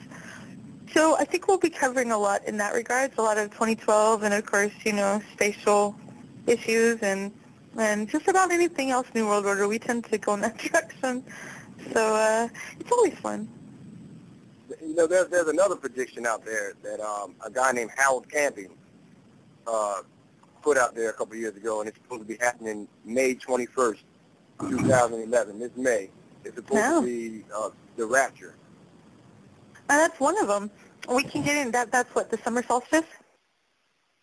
I don't know. He's not saying the summer solstice. He's just saying it's the rapture. He's saying when Christians will be raptured up into heaven. He claimed, this is his second time trying to predict this. In 1994, he did it, and he wrote a book and put a question mark after 1994 to cover itself, and it didn't happen. He had a whole bunch of people up on his hill with their Bibles up in the air, and then it didn't happen. So he said, well, I miscalculated.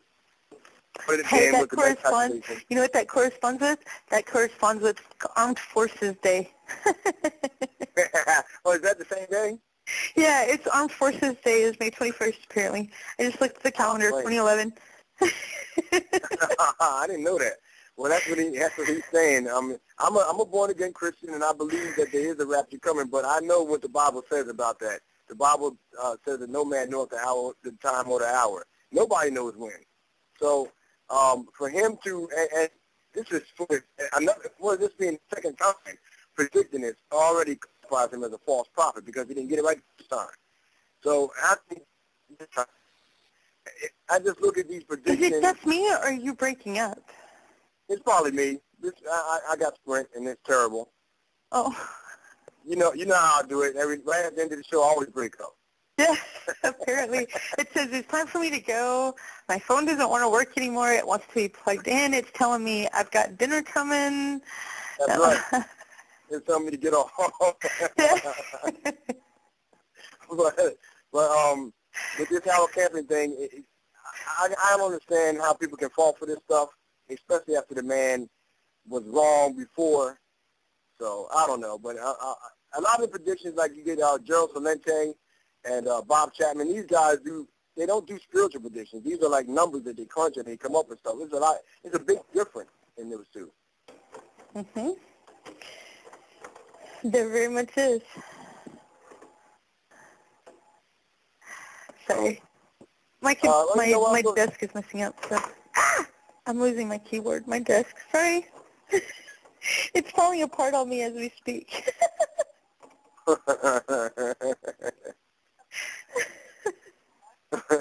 Let me go ahead and turn it over to you, Nick. Because like I said, I'm breaking up. Can you hear me still? I can for the moment. It was weird earlier, but yeah. Remember, it happened to me before, but you and Josh were on it. I felt like I was an alien or something you said. Yeah, it was odd. Every time you got excited and wanted to do a conversation or say something, it just disappeared on you. It was just the weirdest thing. Nobody at that day wanted you to talk. It could have been the government trying to shut me down. Who knows? Exactly. What's your thoughts on Obama very quickly? I don't know if you saw his speech. I watched it on Monday, and if you didn't watch it, if you heard about it, what are your thoughts on it? Which one, about Libya? Yeah. F him, F what they're doing, and he's total BS. How about that? Totally, right? Yeah, completely. There is nothing true about anything he said. I love that. But he was giving you the opposite of everything that's true, and we're attacking for absolutely no reason, and he should have had an act of Congress beyond anything else, and we could keep going on that. But yeah. F him. Yeah. Sorry. He even talked about us not having ground troops on the ground, which we do. Yeah. I don't know. Let me go ahead and get your show rolling, Nick, and I appreciate you coming on and talking with me for a little bit. And I want to thank, what's the guy's name, the caller that called in, for calling in, his first time calling in on the show. Make sure you guys stick around. Nickie Nix, Rise Above Dehumnization with The Punisher on Helton. Right after this. Thank you guys for listening. I'm Ninja Scroll. Check you next Monday, 3 p.m. Eastern Time, right here on Step Up to the Mic Show with Freedomizer on Freedomizer Radio. Hopefully, unless I can convince him to be here with me on Friday, but that's another story. But yeah, okay, we'll be right back with you. Love you, Ninja. Thanks. Be safe, Nick. He's not me. Yes, I am. I'm much taller. No, you're not. You're fatter, though. No, I'm not. We're the same. We're not the same at all. Yes, we are. No, we're not. Yes, we are. I'm greater than, lesser than, and equal to the universe. I'm greater than it because I can contain it in my mind, and lesser than it because that's obvious schmuck. And I'm equal to it because I'm of the same atoms it is. And I always say that what that does for me is connect me to everything and make me a part of it. I earnestly believe that it is all one spirit, all one energy, all one being. And there are just these different manifestations of it. Because of that, I feel very safe in the universe. I feel very confident and very at home because it is only me. And hey, it's only me. Remember that? Hey, it's okay. It's only me. Well, that's what the universe says to me. None of this shit can scare me because hey, it's only me. That's the problem. So everything that exists is everything that exists. I am everything that exists. So are you. The more you realize that, the more you open up to the full infinity of who you are. We all want to help one another. Human beings are like that. We want to live by each other's happiness, not by each other's misery. We don't want to hate and despise one another. In this world, there's room for everyone, and the good earth is rich and can provide for everyone. The way of life can be free and beautiful, but we have lost the way. Greed has poisoned men's souls, has barricaded the world with hate, has goose-stepped us into misery and bloodshed. The hate of men will pass, and dictators die, and the power they took from the people will return to the people. Don't give yourselves to brutes. Men who despise you, enslave you, who regiment your lives, tell you what to do, what to think, and what to feel, who drill you, diet you, treat you like cattle, use you as cannon fodder. Don't give yourselves to these unnatural men, machine men, with machine minds and machine hearts. You are not machines. You are not cattle. You are men. That is the problem. That's the crisis. It's not political crisis, economic crisis, or the crisis of war. But the crisis is in ourselves. The way out of this is the ultimate revolution. It's to be who we are and not what someone else tells us we should be. Christ, Buddhas, Krishnas, Muhammad, Wavokas, you are all the same as them. Every single one of them said that to all of you. He did not mean follow him in a religious context. He meant be the way I am. No, you listen to me. Because you are. Listen to me. That way. Go to yourself, because that's the only place you're ever going to find any real truth. But you people sit there day after day, night after night, all ages, colors, creeds. You do whatever the tube tells you. You dress like a tube, you act like a tube, you raise your children like a tube. This is mass madness, you maniacs. In God's name, you people are the real thing. We are the illusion.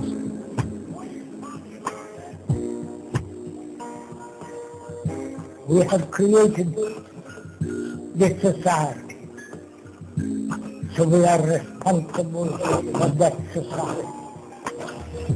But is it possible not to change society, but is it possible to radically, deeply transform our condition, our consciousness, which is what we are? Is it possible? Is it possible? Hey, Freedomizers, Nickie Nix here with you. My computer desk is literally falling apart. But hey, I'm here. I've got Von Helton the Punisher here with me on short notice since yesterday, so I greatly appreciate it. Von, how's your day today? How cold I am. Yeah, it's gloomy, it's overcast, it's rainy, it's misting, it's doing a little bit of everything. It hasn't snowed yet, thank God, but, if the temperature keeps dropping, which they're saying it might, then we might even get some snow as well. So it's a rather... It might be close to freezing tonight. I'm amazed about that. Yes. We went from 70 and 80 degree weather here in Kentucky down to 30 and 40 degree weather. I'm at 46. 46 here in Dallas, Texas, okay? They had a prediction of 68 for high today. I don't think we're going to hit 50. No, if it's overcast at least a little bit, you ain't going to hit it, no. No, it's already 3:30. I don't think it's going to hit 68, 62, 60. I don't think it's going to hit 60, much less 50. So the idea that it's going to jump that fast in this short period of time, I seriously No, it won't. It's afternoon already. Hello to M4 Shadow, who just showed up in the chat. Welcome. And so it's not going to hit that this late in the day. Yeah, I like that. Global warming. Ask Al Gore. Yeah, exactly right. But no, it's not gonna hit that high this late in the game, as we say. No, definitely not. See, I got overcast skies over here. It was supposed to be in the high 40s today, and it's just not gonna make it, guys. There's no way. I mean, it's yeah, and it's like, it's gloomy, it's nasty, we'll still get in the high 50s. No, not gonna happen. Not gonna happen. So. It's nice. We always believe what's on mainstream media, don't we? We tend to take it with a grain of salt, so to speak. I'd love to be a weatherman, man. I mean, even if you get it wrong, you don't lose your job. I mean, who can do a job like that, Hillary Clinton can. Yeah, Hillary Clinton can. Yeah, the same Hillary Clinton that turned us over to the UN. Wasn't that nice of her? Wasn't that nice of her to go out there and get everybody's... Oh, wait, she didn't get everybody's opinion on it, did she? No. She just went to the UN and said, here you go, we're turning over the United States to you, see if you like it. You mean like maybe, Barack Obama declaring war without an act of Congress? Yeah, really. Yeah, the same Barack Obama, who is a dual citizen. He's a citizen of Jakarta, Indonesia, and a citizen of the United States. And if you will look, folks, you will notice that it is clearly marked in the founding documents that a dual citizen cannot be president of the United States. No, cannot. And in fact, I mentioned this in a YouTube video that it would be really, really nice if people would be ringing the phones off the hook at the DC switchboard, demanding that he step down. You cannot be a dual citizen and be president of the United States. You can also not lead a second international body, such as what he did with the UN when he proceeded over that particular thing. And that was right after he was elected. So setting precedents in so many regards, most people don't pay any attention to. Correct. Well, a lot of people are not informed. They're not informed. They're not being told. The major media is not telling people what's really going on. And, and so the people are like, well, dang, he's going to be chairman of the UN. Well, that's cool, I guess. No, it's not. He cannot be president and be chairman of the UN at the same time. The Founding Fathers forbid it. So, it's You cannot rule this country. It's called what? When you have two interests. Yeah, it's, what's the word? I know. A conflict of interest. Thank you, conflict of interest. Right, yeah. Right. That's why you cannot hold a governmental body or a proceeding body that exists outside of the United States, because it definitely contributes to that conflict of interest. Right. When you have an international body's interest, then you're still the president of the U.S. So where do your loyalties lie? Mm-hmm. Well, I think I'm safe in saying I know where his loyalties lie. Yeah, His the loyalty, Rockefellers, the Rothschilds, and the IMF, maybe? correct. As I eat my Cadbury egg. But yes. Hey, what, no Reese's Pieces today? No, Cadbury eggs instead. Mm. But That used to be my favorite. I used to love those Cadbury eggs. My sister actually got in like the trunk covered shade. I used to get those for like Christmas. Cadbury eggs, man. Mm-hmm. Mm-hmm. At least they use sugar. Mm-hmm. We probably already got a call. Let's see if I can say this right. Inventor Jim Genius, huh? Mm-hmm. You think you're a genius, Jim? Yes, ma'am. That's me. How are you today? Hey, Jim. Hello, Blog TV folks. How are you today? Blog Radio folks. I'm sorry. Blog Talk Radio. Yeah. There you go. Blog Talk Radio. There you go. Yeah. How you doing, Jim? Good. Thank you for having me. Appreciate it. Right, no problem, dude. No problem, man. I noticed that everything was talking about the dehumanization and about the NWO and the amazing things that we could do together as a team to get things organized properly for our country. That statement means a lot to me, man. But the problem I have with it is that there's so much of an organized crime above us all that every time we get close, someone gets their hands chopped off, man. Mm-hmm. It's a terrible situation to be so close to something you can throw the courts in on, but then you yourself are taken as hostage, man. And then the courts never get to see none of it. It's just... Well, that's absolutely right. That's absolutely right. And just recently I found out that we don't live in a free country. No. That you cannot just go in there and write in somebody's name. That a person, in order for them to be a write-in candidate, has to spend hundreds of thousands of dollars, flying to every state and filling out a bunch of forms, and the vice president-elect has to fill out a bunch of forms, and then some states won't even let you be a write-in candidate at all. And so, we don't live in a free country no more. When they can put that kind of level of control over you, you don't live in a free country anymore. Period. Absolutely. And that's just the truth.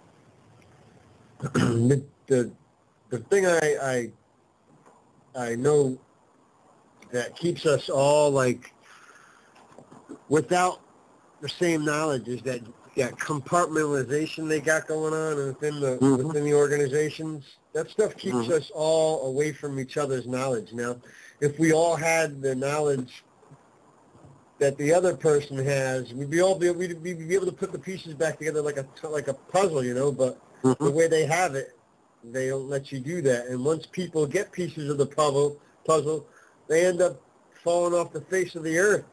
Or whatever the case may be. Accepting money and bowing to the New World Order, you have one of two formats that happens. Either you are bought in, or you are usually killed or disappeared. Poor Stan Meyer. Yeah. Poor Stan Meyer. Stan Meyer come up with a dune buggy that runs on water, and then not long after, he gets all of his patents issued. He gets a visit from the United States Navy, And then shortly thereafter, he ends up very, very dead. So, so amazing how that works, is it not, folks? Amazing. So be sure you truly believe what you do and have faith in what you are, because don't ever bow down, because the more people that do, as opposed to coming out in the open, allowing yourself to be seen, to allow a unified front, so to speak. Not completely unified, but nonetheless, we are there. And as long as we are open about this, then there is more of a chance that those that are will not be attacked. But you definitely have to be open and be there. And that kind of sucks for us that are here and now. Yeah. We definitely come under attack. Yeah, oh, believe me, I know all about coming under attack. Oh, my goodness. Oh, my goodness. You know, I'm reminiscent of some of my older YouTube videos where I was warning people, hey, there's this thing out in the Pacific Ocean called the Ring of Fire. And, sometime around 2010 to 2012, it's going to start getting very, very active. Oh, Von Helton, you don't know what you're talking about. You're just crazy as a lunatic. These volcanoes have been dormant for years. They're not going to go off. Yeah, okay, sure, right, whatever. But, hey, what do I know, right? You know. Oh, yeah, Ron, you don't study anything. You don't read. You only take what the mainstream media puts in front of you, and, you accept it as truth and you move on. Yeah, that's it. Yeah, I'm a lackey for the MSM. That's it right there. That's it right there, man. Well, wouldn't it be so much easier in the long run if you were? But just to make it right. Yeah. Hey, and that really is a good point. Because at any time I could just just relinquish and just go with the MSM and just have a smooth itself, man. But I don't choose to go that way. Yeah, would you be happy with yourself? Would you be able to wake up every morning, look at your daughter, and smile? No, I couldn't. See, that's what shows a good person. That's what shows where we should go, is when you truly see the world for what it is, and you are still care about those that are around you. Because that, to me, is the most beautiful thing in this world. It really is. Because instead of, being overwhelmed and saying, oh, I can't do anything. Oh, my God, look what they're doing. Oh, it's so bad. I got to run and hide. Instead of thinking, wait, I have children. I have faith in the people that I am around, and I want the best for them. Therefore, I cannot walk away, and I will not. I will not is the most important thing. Well, I've been at this for almost 40 years, guys. Almost 40 years, man. And there have been many, many times when I said, man, it's just not fucking worth it. I just throw my hat up and just quit. And but there's always but I'll go in there and I'll see my daughter, or I'll see something on TV, or I'll read something in a book or whatever, or I'll see something on the internet, and it's like, man, I can't stop. There's too much at stake. I can't stop. And that's just the way it is. There's too much at stake, man. I got a daughter. I got 2 more kids on the way. What kind of world am I going to leave them if I stop fighting against the New World Order? What kind of world am I going to leave them? Bondage? No, heaven forbid. Oh, Vaughn, then you should just worry about your carbon footprint and just quit giving up on the idea of kids. Come on. You're going against the nature of things at this point. Yeah. Isn't that hilarious? Oh, my God, let's quit having kids. It's so bad for you. Please, people, think about the world. Yeah, okay. Well, see, they don't want you to have children because... If anybody truly believes that, please, I think I'll have some, some air that might be better than the air you have that I could sell you. Yeah, stop sniffing glue, It's bad for you. Somebody, well, Vaughn, You know, they're actually trying to help us with this carbon thing, you know, and I'm like, what? Dude, you do know that all you got to do to get rid of the carbon dioxide in the atmosphere is to plant trees, right? Right. What? That's all I got to do? Yeah, that's all you got. Plant trees. Hello. You know, that's all you got to do. Plant trees. And in fact, the more trees around, the less carbon dioxide. So, come on. Is that a negative thing? In fact, the more carbon dioxide, the more trees that tend to pop up. So it's not. You look at it from, there's nature. Does that help? Yeah, this nature thing, you know, it's a wonderful thing once you get to know about it, you know. It's amazing. Amazing right now. I gotta go. The trees breathe in the carbon dioxide. They give off the oxygen, which we breathe in, and everybody wins. You know, wow, what an amazing concept that is. You know, and so if there really was a threat from excess carbon dioxide in the atmosphere, every government on this planet would be having an Arbor Day every day, you know, saying, man, you know, we got to plant trees. Everybody get out there and plant a tree, you know. They're not doing it. And the reason the government is not doing it because it's a load of bunk. They want your money. They want to tax you into oblivion. And this carbon thing is the best way to do it. Folks, every time you exhale, you're exhaling carbon dioxide. Okay? They literally could want to tax you for the air you exhale. You know, I mean, that would be the logical conclusion of this. Yeah, it's okay. I think I'm gonna play a song because I hear a bad echo. Okay. And then I'm gonna restart Skype. Hopefully that'll go away. Okay. Let's see.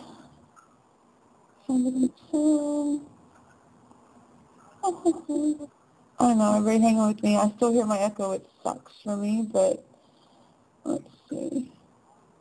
We'll be right back. Here's an F the Fed song, because, you know, always F the Fed. Can't help it, F the Fed. Nice. So, we'll be right back with you. Exactly.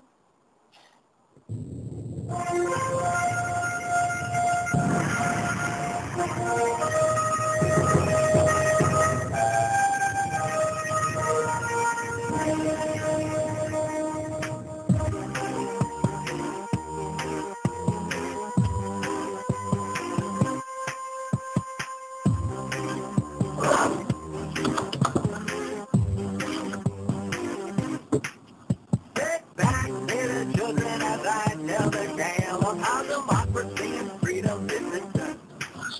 They were told while we were sleeping something evil came a creeper. Now it's hard to know exactly who it's like. It was 1913 on a Christmas day. Congress gave away its right to create cash. Now your money's only worth just what the bankers say, and you can lose your only shirt in just a flash. You see, the Federal Reserve is not a government thing. It's a bunch of private bankers we obey.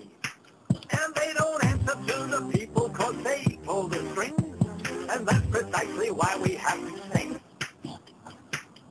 Hey, hey, hey, hey. Now, not too long ago, there was a president who tried. He was about to stick it to the lousy Fed. He made some legal tender, silver backed and all in splendor. It's unfortunate he ended up dead. Bush, Barack Obama, Carter, Reagan, and McCain. We argue who's the best until we drop. But whoever is elected, it all comes down the same. Till we see that it's the Fed we need to stop. Hey, hey, hey, hey. The Fed.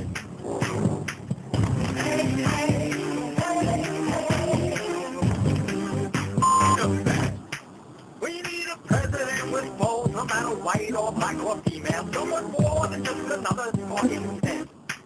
They have to stand up for our rights. They better read the Constitution when they hear the people cry. The best. So tell your children, if we're still around, and tell how depressions were created by a few.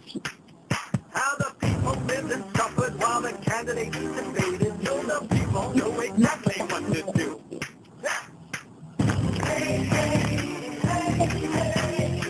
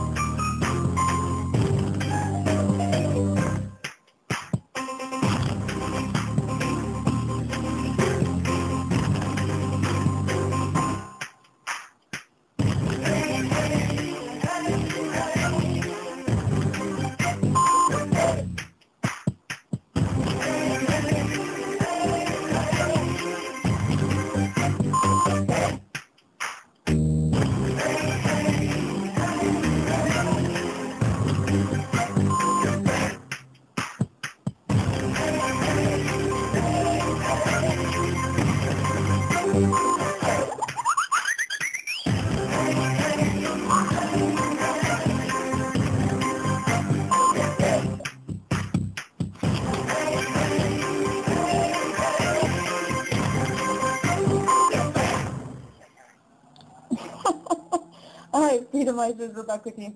I actually forgot he laughed at the end of that. Hey, Vaughn, you with us? I don't hear my my echo anymore. Awesome. I'm right here. I haven't gone anywhere. I hope I haven't gone anywhere. Yeah, right? I think I'm still here.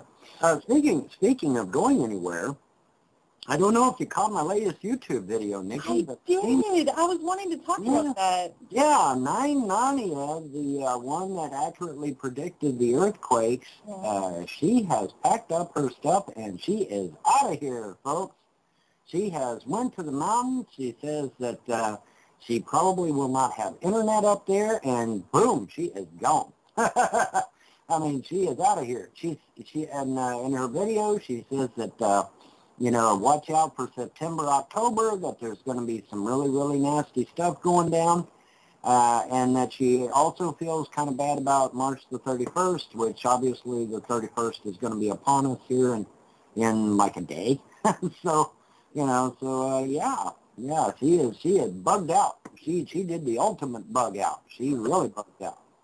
So that's amazing. I see people in the chat room talking about a yurt. I have probably a YouTube video, believe it or not, by Uncle Buck that will tell you what a yurt is, Swami. Thank you so much. Namaste. I will put that in there as well. Let me put it. I have a bit of a, as I type, I can't do that too well. But it is kind of amazing. I actually had a dream, by the way. I think I actually posted on your thing. I had a dream back in May of last year that was associated with November. And then November, that dream led me to like 52 weeks. So my whole dreams led me back to November being an end. Like you better be where the hell you need to be before November comes. And that is really weird. When I saw your video, I just about like, no way. You know, that synchronicity and all that stuff that seems to come to play. I love that. I was like, no way. I love synchronicity. See, and even the Bible says something to the effect of let not your flight be in winter. Yeah. Before winter time gets here, you need to be where you need to be and have your stuff squared away, have your food, your water, your medical supplies, your weapons, your ammo, and be ready to rock and roll because once the winter time gets here, we could be looking at some really, really nasty stuff coming down the pike, at least according to 990 and a few others. This might kick off sometime even as early as this year. So we're going to wait and see. I'm officially on a wait and see on this sort of thing. But the information starts rolling in, and like I said, I've been talking about this stuff for a long time. At a very, very young age, I was in a library pulling down books on the Illuminati and Freemasons and the Eastern Star and what is the young girls, Rainbow Girls or something like that. I forget what it's called. And then Skull and Bones, Shield and Key over in Europe and all that stuff. And so I've been in this a long time, and I've always known it's going to come to a head. And, you know, now somebody earlier in the chat was mentioning kids and whatnot, and, you know, I wanted to kind of touch on that a little bit because, you know, well, the third world countries are having lots and lots of kids. Yeah, they're having lots and lots of kids because they want their family to survive. Okay, the way your family survives is by having lots of kids. Okay, that's the truth. Your family will not continue if you do not have lots of kids. And this is something we've actually lost from the third world countries that we ought to really get back because, you know, if there is a calamity on this earth, guess who's going to inherit it? It's not going to be us because we're not having any kids. It's going to be the third world countries that inherit it because they're having loads and loads and loads of kids, you know. So it's that whole thing about, like, everybody's upset about the Muslims because, yeah, they're like, no, we got time. We plan on taking over. Look how many kids you're having. You need 2.1 for a stable population. Most nations in the Western Hemisphere, or like we include England and everything over there, are not having a 2.1 children ratio. At least at that, and that's if every woman has a child. You add in the fact that most women don't even have children now, and then it becomes a lot more than just 2 necessary for those that are having children. Exactly right. In fact, we're so far in a deficit as far as having babies that right now, just to break even, every family would have, every young family, well, even middle-aged family would need to have a minimum of 6 children just to break even because you have to replace 2 sets of grandparents, that's 4 people, and then you have to replace the parents, that's 2 more. So that's a total of 6 people that you need to replace, okay? Then you need at least 1 more additional child to be above the even mark. And that's currently where we are in the West right now. Each family needs to have at least 7 children to get us out of the negative numbers that we're in. Or seriously cannot be overcome. At least by mathematically, this direction we're going is unstoppable. It's kind of interesting. But hey, we actually have another caller, and this is Dan. Hey Dan, you're with us. Good morning. Always morning with him. Yeah, it's always morning to me. How do you get, we need 7 people, how do you get that we are underpopulated? You know, in my opinion, the world is severely overpopulated. We need to cut it down by about half. What, you've been reading the Georgia Guidestones? Like yeah, I think you've been reading the Georgia Guidestones. No, I don't read any of that crap. But, no, I mean, the way we're running through resources right now, we're going to run out before another 20 to 50 years, unless we do something drastic. I'm sorry, I have to disagree with that. We have plenty of resources. Here's the thing, okay? The clean water's running out. All of our damn farmland is being turned into McMansions. Well, here's the thing. It is not the resources. It is the management of and usage of. Yeah. It's the management and usage of those resources. It's not the resources. It's the management and usage of those resources. And the fact that we have put chemicals in everything. We put chemicals in the air, chemicals in the soil, chemicals in the water, chemicals in the food, chemicals in the drinks, chemicals in our clothes, chemicals there, chemicals in shampoo, chemicals in soap, chemicals in dishwashing liquid. I mean, chemicals. And we need to get away from that. How about this? There's even a comment here, like if vertical bias. Okay, I know we keep people extreme to some people, but seriously, okay, America has a population of 300 million. The Islamic world has 3 billion.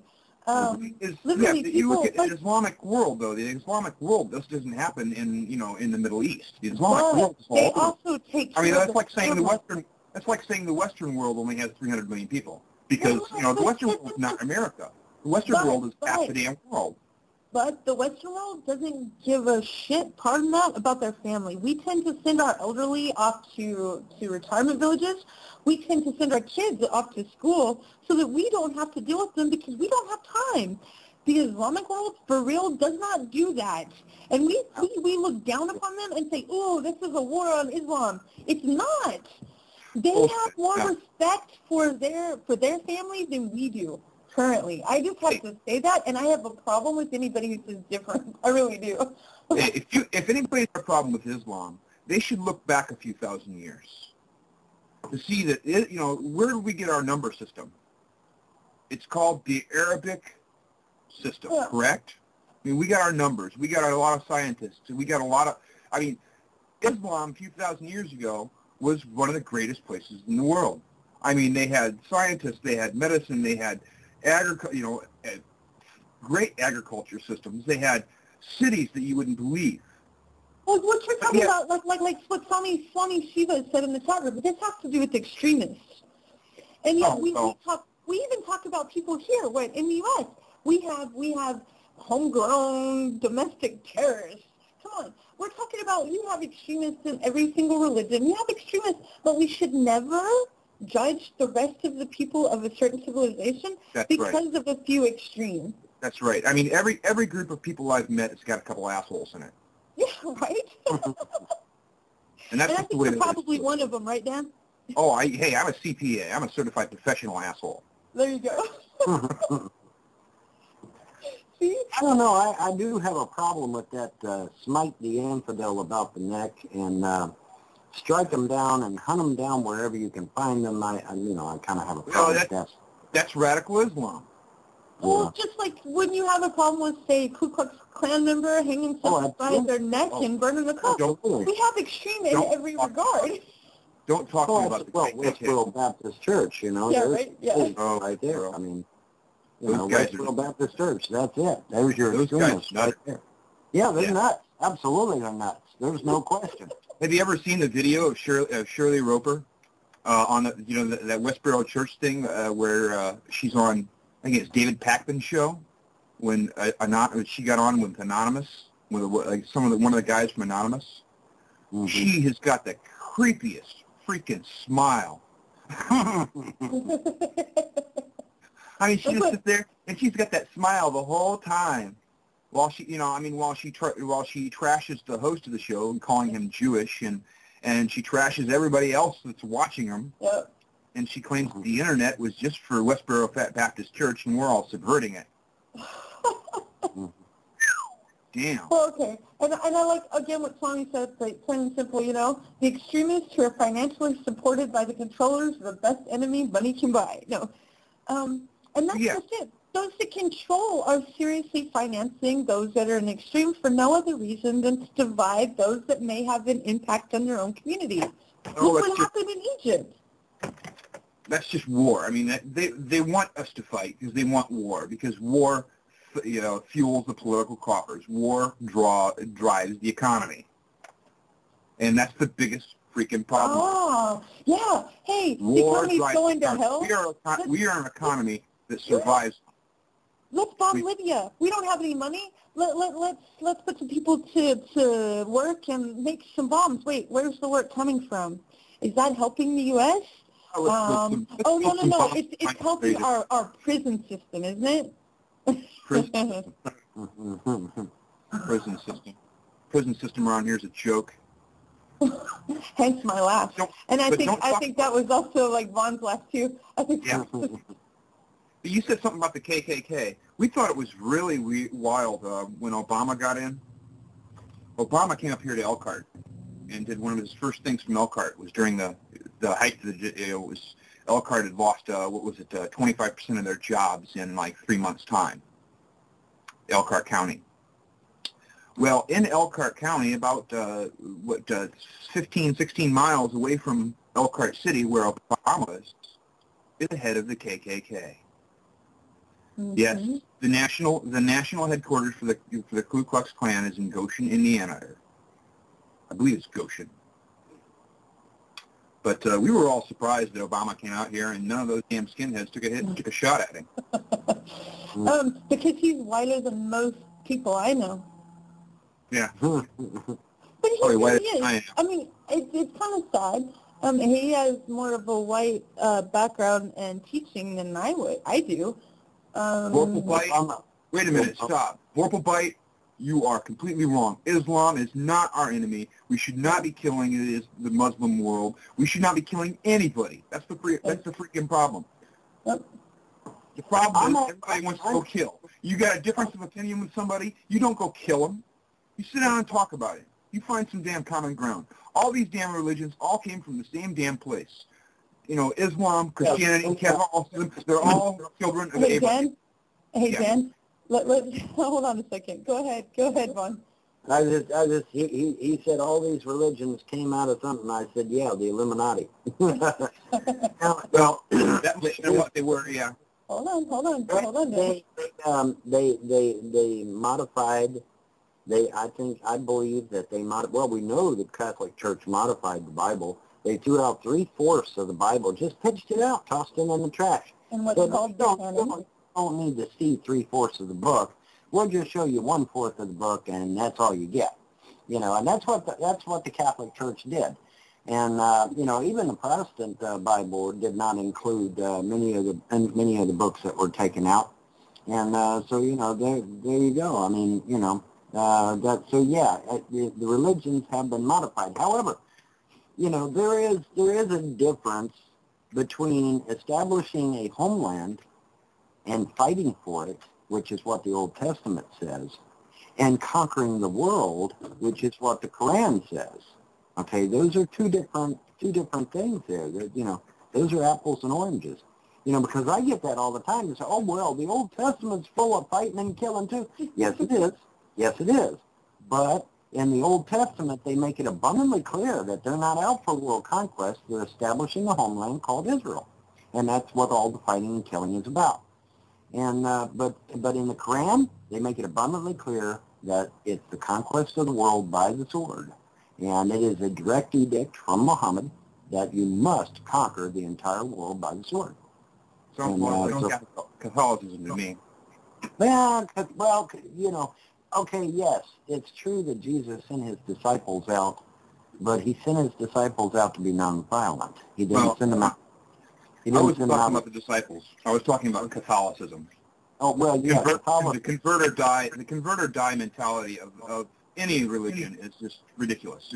Right. Well, what the Catholics did is they misinterpreted ancient Hebrew scripture, particularly a scripture that says, thou shalt not allow a witch to live. Okay, the actual interpretation of that scripture was not to allow an evil sorceress to live, or sorcerer, I forget. And, you know, and so it was a misinterpretation. So, you know, they used that one line in the Bible and said, oh, well, we can go out here, we can kill witches, we can kill pagans, we can kill, you know, because it says in the book not to suffer a witch to live. No, I'm sorry, but that's not a correct translation of the ancient Hebrew. Right. And so, you know, a lot of things were done, and Jesus himself would never have condoned such activity to begin with. That's another difference between Christianity and Islam, and I'm certainly not defending Christianity. I am a pagan myself. However, I'm also a realist, and I can tell you that, you know, based upon what I've read about Jesus Christ, he would have never condoned the mass slaughter of innocent people. He just wouldn't have done it. But yet we have Muhammad, especially in the latter half of the Quran, who says, oh yeah, just go out here, kill anybody you want, rape anybody you want, pillage anybody you want. It's perfectly okay, because the angel Gabriel came to me in the cave and said it was perfectly okay to do that stuff. You know, so so yeah, there is a difference between the two, a radical difference between the two. But a lot of people don't know that. See, even I myself, for a long time, believed the lie that Islam was an offshoot of Judaism and Christianity. It is not. It isn't. Not even close. They are, in fact, the Bible and the Quran are almost polar opposites if you actually sit down and study them. And it was crazy. It's, you know, just unbelievable what I was reading in there. And, you know, I mean, here, you know, it's perfectly okay to slit my throat, rape my wife, and enslave my children simply because I believe in a different deity? Are you kidding me? You know, but yet that's exactly what the Quran says. And I mean, you can go and read the Quran for yourself. It's online. And whenever you come to the word infidel, kafir, or apostate, replace that word with your name. and the Quran will suddenly leap off the pages at you. Trust me. You know, it's an eye-opening experience, really.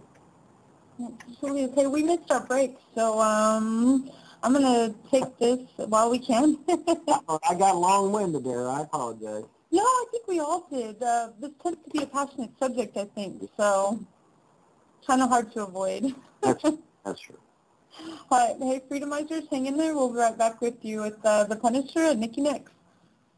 Hi, folks. CT here. I want to talk to you about a great preparedness resource, tomorrowsharvest.com. Whether it's an economic collapse or nature's fury, there's no feeling more secure than knowing that your loved ones will be well fed.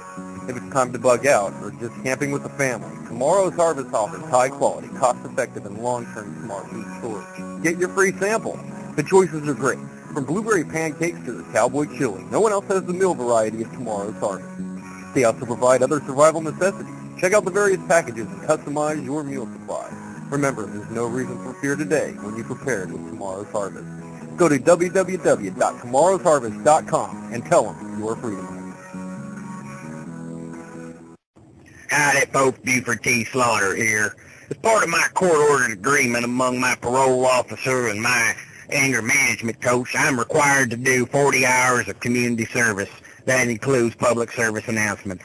The U.S. Department of Agriculture needs you to go to sub-Saharan Africa as a penile sanitation inspector. After a 4-week intensive course at the Barney Frank School of Penile Inspection, you will be sent to a hands-on job in sub-Saharan Africa to help sub-Saharan Africans with their penile inspection.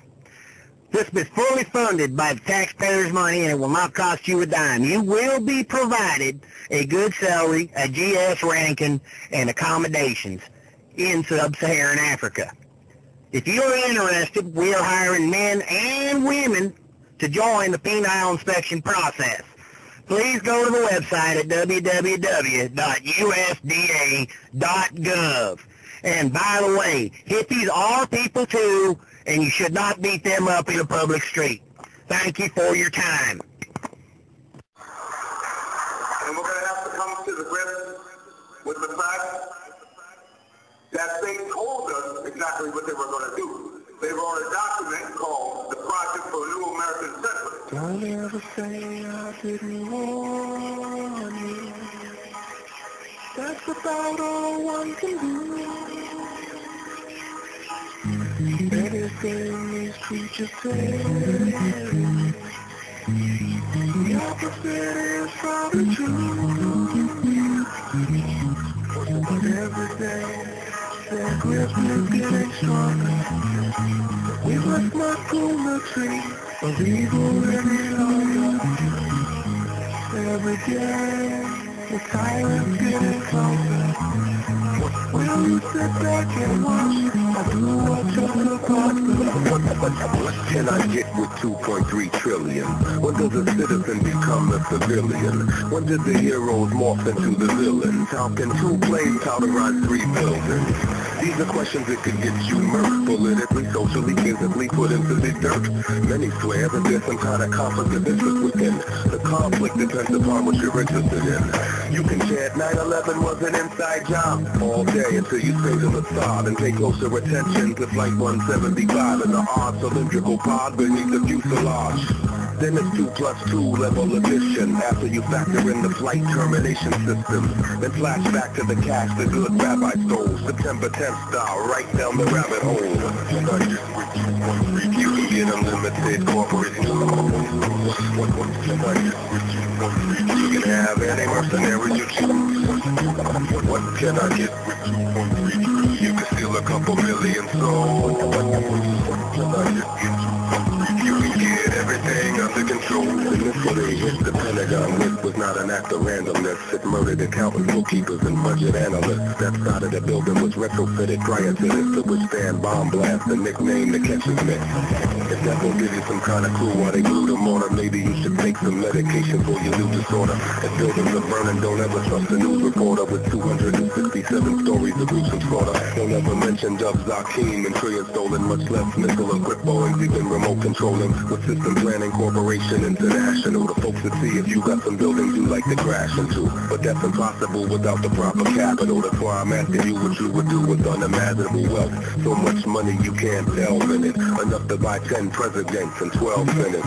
What can I get with 2.3? You can get unlimited corporate news. That's right. What can I get with 2.3? You can have any mercenary you choose. All night. What can I get with 2.3? You can steal a couple million souls in weed. What can I get with 2.3? You can get everything under control. Now that's free. What can I get? What can I get?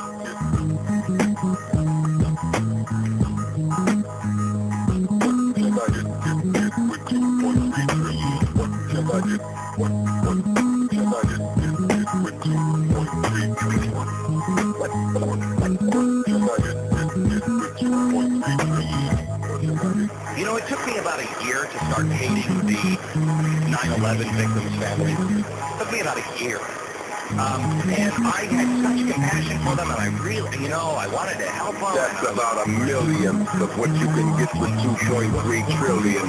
Some clown named Glenn Beck, fucking with a Pentagon talking point of how he hates the 9/11 victims' families. But that didn't roll over too well, did it, Glenn? They're well aware they can no longer create a consensus as effectively as they used to. So they parade some other clown on the other side of the spectrum named Geraldo to tacitly give 9/11 truth a 6-minute segment semblance of credence, as if we didn't have that 9 years ago, dummy. The system is designed to make you think anything is funny. Pretty soon you won't be able to buy anything with your monopoly money, dummy. What can I get with 2.3 trillion? What can I get with 2.3 trillion? What can I get with 2.3 trillion? What can I get with 2.3 trillion?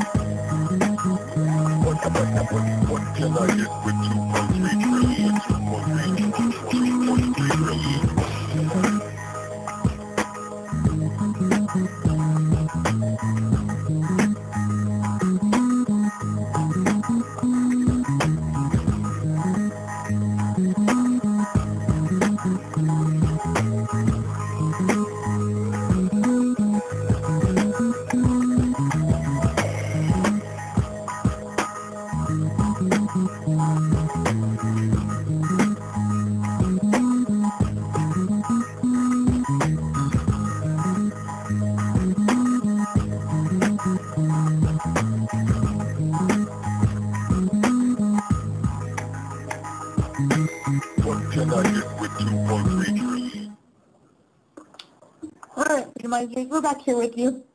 Wow, people are being mean in the chat room today. Yeah, it's crazy. Crazy. It's like a war zone in there. I actually just muted a couple people because, sorry, I'm not here for hate. I'm really not. Hence the name of my show. We're supposed to be joining together instead of, seeing how many, how bad we are. We need to realize how much similar and the power we truly have when we understand that simple realization. When we come together and understand the power we have, not the division that is created by the powers that be to try to literally disseminate the ability to stand up. And it's such a sad thing to see, and I really don't like it. Yeah, well, absolutely. Absolutely, and to that end, I've talked with a lot of ex-Muslims who have left that religion, and they're like, Vaughn, it's like daylight and dark. I actually, for the first time in my life, feel free, and I believe, I believe it's a type of bondage. I really do believe that, because it's more than just a religion. It's a religion, it's a financial thing, it's a social thing. It encompasses more than just a simple religion. And, and a lot of ex-Muslims that I have talked to have said, wow, when you get out of it, it's like a breath of fresh air. You're just so free. And so I completely concur with those. I completely concur with them. Well, Let's see. Alright, well, let's just move on then. Yeah. So. Well, actually, I do have something to bring up. It seems that Ron Paul has once again shocked the world by recanting on his urge to impeach Obama for going into Libya. And that's something else that I had told people about. I warned people that Ron Paul was not the real deal and to be very, very careful. And now Ron Paul has done a 180 on his viewpoint to impeach Obama for going into Libya. And that too was on my recent video. I told people about it. I told them not to trust him, and now here we are. You know, we caught him doing a 180 on what he said. And you notice that he also has reneged here lately on going after the Fed like he used to. See, and when Ron Paul first at the scene, I'm getting rid of the Fed. I'm getting rid of the Fed. Well, you know, we haven't heard him say that a lot here lately, have we? You know, it's like he has backed off on that. And so you know, Ron Paul is playing the game, folks. He's playing the game. He still adheres to a governmental party, which still goes into this whole idea that you're only given two choices. And, okay, I have much respect, a lot of respect for what Ron Paul has done. I really, truly do. But, I mean, he's even here from Texas. It's kind of hard not to, you know, not to pay attention. But the simple fact is that once you still adhere to the restrictions, the ideas that everything is seriously one way or the other, then you're stuck in that simple point. Well, and also, too, it's recently come to light that he was hanging around with quite a few Illuminists and quite a few people that were in the Masonic Lodge, and that he himself may, in fact, also be a 33rd degree Mason. And see, now, Rand Paul is from my state, Kentucky. So you got Ron Paul there in Texas. I've got Rand Paul here in Kentucky. So, you know, and, you know, it's entirely possible these guys are high-level Masons and possibly even involved in the Illuminati. Some of the people they hung out with were definitely in the Illuminati. And so you got to wonder, you know, why is he hanging around with people like that if that's not what his leanings are? And so, you know, there's that thing that's out there, too. But this whole idea, do you have to adhere to the system to have an effect on it? Well, see, that was what was a big disappointment to me, because I wanted to go out there and be a write-in candidate.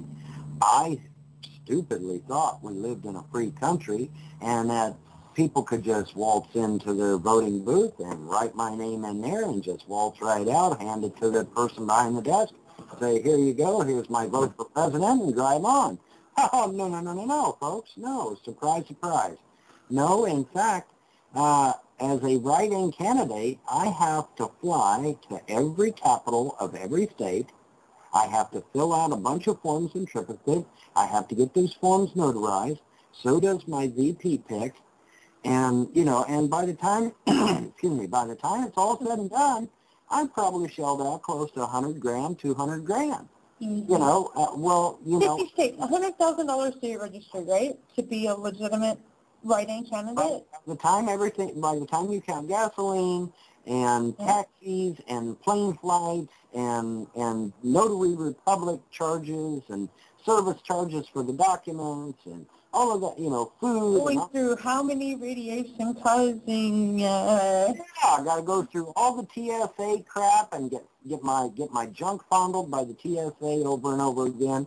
You know, so yeah, by the time I get through all that, yeah, I'm looking at $100,000, $200,000. You know, and probably a few lives taken off, a few years taken off your life. So absolutely, well, or at least the embarrassment of it, at least. You know, and so yeah, you know, I stupidly thought we lived in a free country, folks. Imagine my surprise. We don't, and that's a shame. That's a shame. And you know what can you say? I mean, you know, I would love to believe that we do, but unfortunately... But maybe we should all still write in and see what happens. Well, you know, the thing of it is, I checked on it, and there's actually some states that have outlawed writing in somebody's name. Can you outlaw someone having an opinion? I know it sounds crazy, but the truth is the truth. There's like 4 or 5 states that if you was to write my name on the ballot, they would literally, folks, now listen to me. I'm not being facetious here. I'm not being figurative here.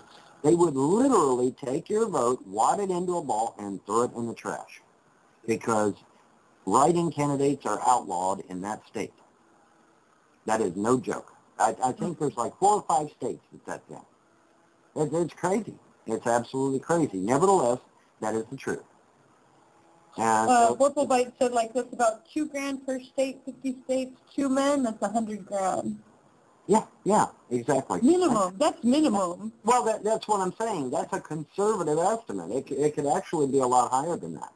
You know, because you got to eat too. I mean, you know, we got to eat while we're on plane flights and then travel and taxis and all this stuff. You know, I mean, what's the charge for a taxi to drive to the capital? I don't know what's gas in each state. Yeah, well, gas is almost $4 a gallon now, and they're saying here in Texas, yeah.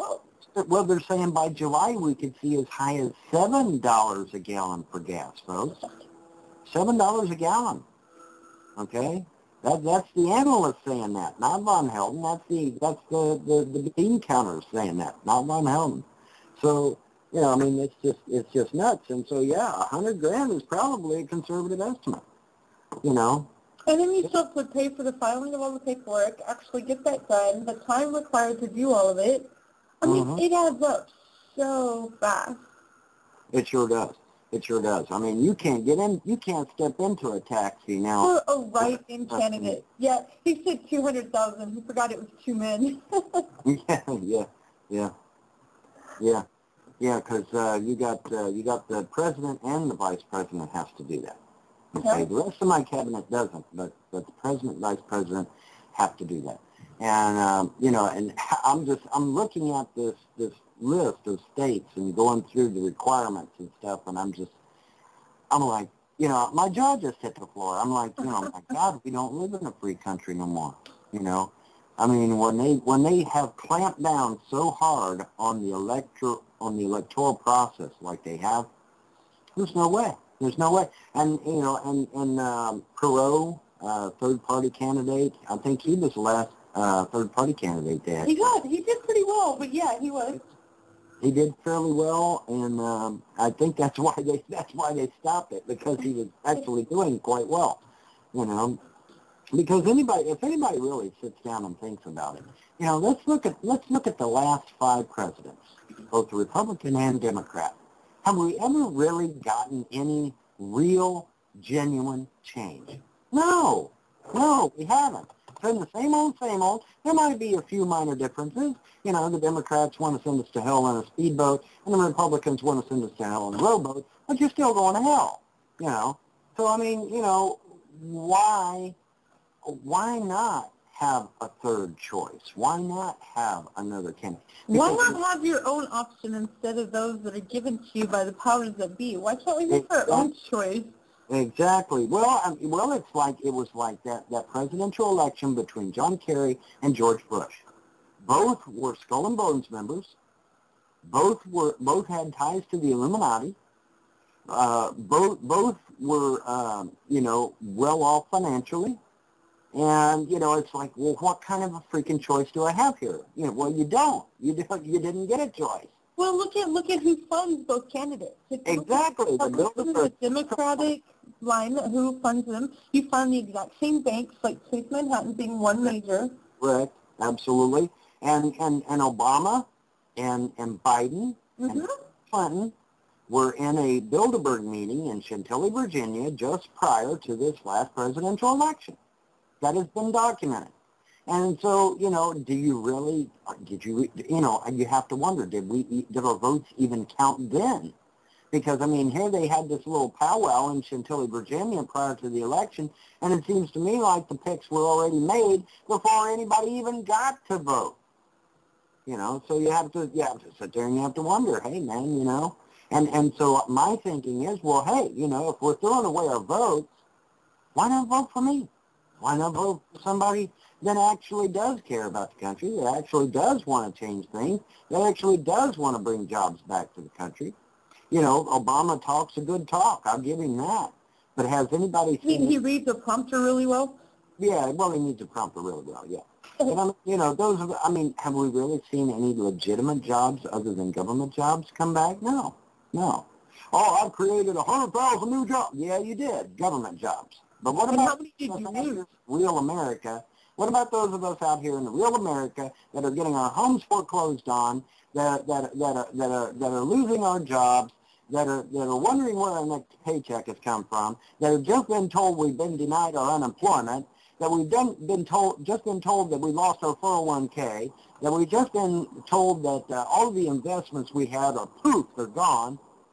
You know, what about those of us out here in the real world? You know, what has Obama done? Nothing. Absolutely nothing. And it's surprising because even Democrats now are absolutely flying away from Obama because they've seen, you know, he hasn't done nothing. He hasn't kept one single promise. Not one. Okay, Social Security. We talk about Social Security gone. That's not the only thing that's going to come up being gone. A lot of us tend to take for granted where the government is going. Let's talk about all social programs. I mean, let's not just talk about Social Security. Let's talk about, how about food stamps? How many people in the nation have been forced into food stamps because the jobs aren't there? Our own military under Bill Clinton had to go on food stamps, folks. Look it up. It's real. It's documented. Go look it up. Under Bill Clinton, our own military had to go on food stamps, folks. That is the truth. Well, we got another caller. It's another Skype call. It's like all zeros and then 1, 2, 3, 4, 5, 6. So, hey, Skype caller, you're with us. Namaste. Oh, Swami, namaste. How are you? I am very, very well. I am blissful. I am content. I am blessed by the creator of the universe.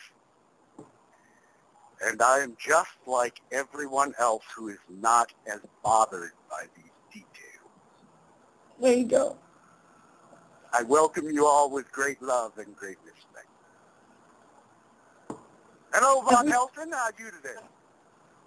Blessed be. I'm doing rather well. Thank you. Great to hear you today, and I'm very happy to be on with you at the same time here. And I feel so sorry for Mortal Bite because his mind is such a fearful place to be, and he has to live in that. And I feel quite sorry for him on that. I hope Here's a trap that I someday think is scary. I just hope someday he finds bliss. He finds divine bliss and understands that regardless what the controllers have presented to us in mainstream media about our Islam brothers and sisters, they need prayer. They need help. They need to get out of that cult. They need to be free. You know, I would, you know, if I was a heavily spiritual person, I would pray for them. But I'm not, you know. I tend not to. Hey, thinking is a good thing, too. Thinking positive thoughts is always a positive thing. Yes, absolutely. Absolutely. You know, and there again, you know, Swami, I mean, you know, it depends on your idea of bliss. You know, now, see, my idea of bliss is beating up purse snatchers and turning them over to the police. You know, that to me is... Hey! Have you ever heard of an organization called the Guardian Angels? Yes, I have. I was the chapter leader and martial arts instructor, and I took 5 of my guys and went to Los Angeles during the riots. And me, my 5 guys, and about 30 other Guardian Angels from all across the country, we took back 3 blocks of Western Avenue in Los Angeles, and no one's property was damaged. There you go. When you talk about grabbing bad guys and standing there between the bad thing and the good people, I've been there. Right there, been shot at, had knives pulled on me, all that sort of stuff. So I know exactly what it is you're talking about. I know what it's like to put your body in between the deadly danger and the people who have no choice in the matter. Absolutely. Absolutely. And that is what some of us must do. And my opinion will never change, Swami. You can count on it. My opinion will never change. Some of us have to live these There are people out there that are saying that I should change and that I should mellow out and that I should stop doing this, that, and the other thing.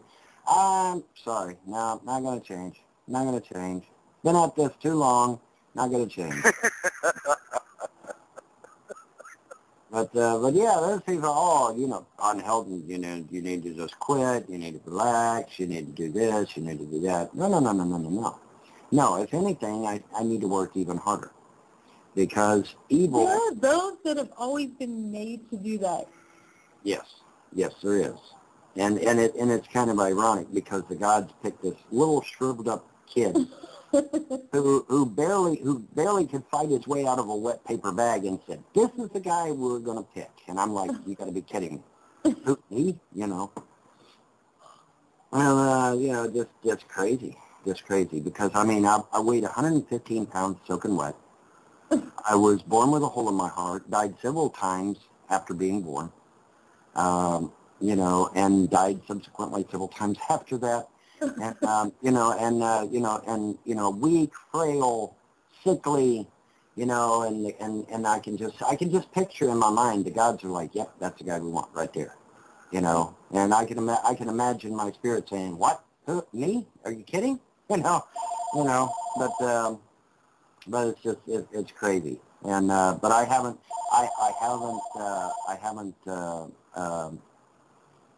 recanted anything that has happened. I haven't, I take it that's you, Vaughn, huh? Yeah, that's me.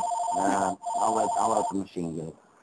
But, it's just, it's one of those things that I went through, and I wouldn't change it for the world.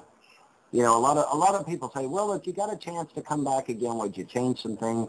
And I sat down and I thought about that for a long, long time. And you know what? I really wouldn't. I wouldn't change anything. Because if I changed something, guess what? I probably wouldn't be me anymore. Right. Exactly. I wouldn't be me anymore. I'd be somebody else. So no. No, that's a good thing, because I think that's what Swami's trying to say. Yeah, I imagine so, yes. Well, speaking of myself, here I'm, just a normal, very below average kind of guy, and and I have, let me say, how do I say this? Through this individuation, which is the Swami, okay, so many things have happened. So many opportunities have come to me that don't come to other people. They just don't find themselves in the situations to have the experiences that I've had the opportunity to experience, and I come to the place where just simply wanting to know God, just simply wanting to know how things work. Why am I here? What's going on? And the process that all took me through then takes me to the, one of the 80 Mahamandaleshwars in the Hindu religion, and he takes me on as a personal student, and he makes me a Swami, and now, I can do all these wonderful things, but they really don't matter.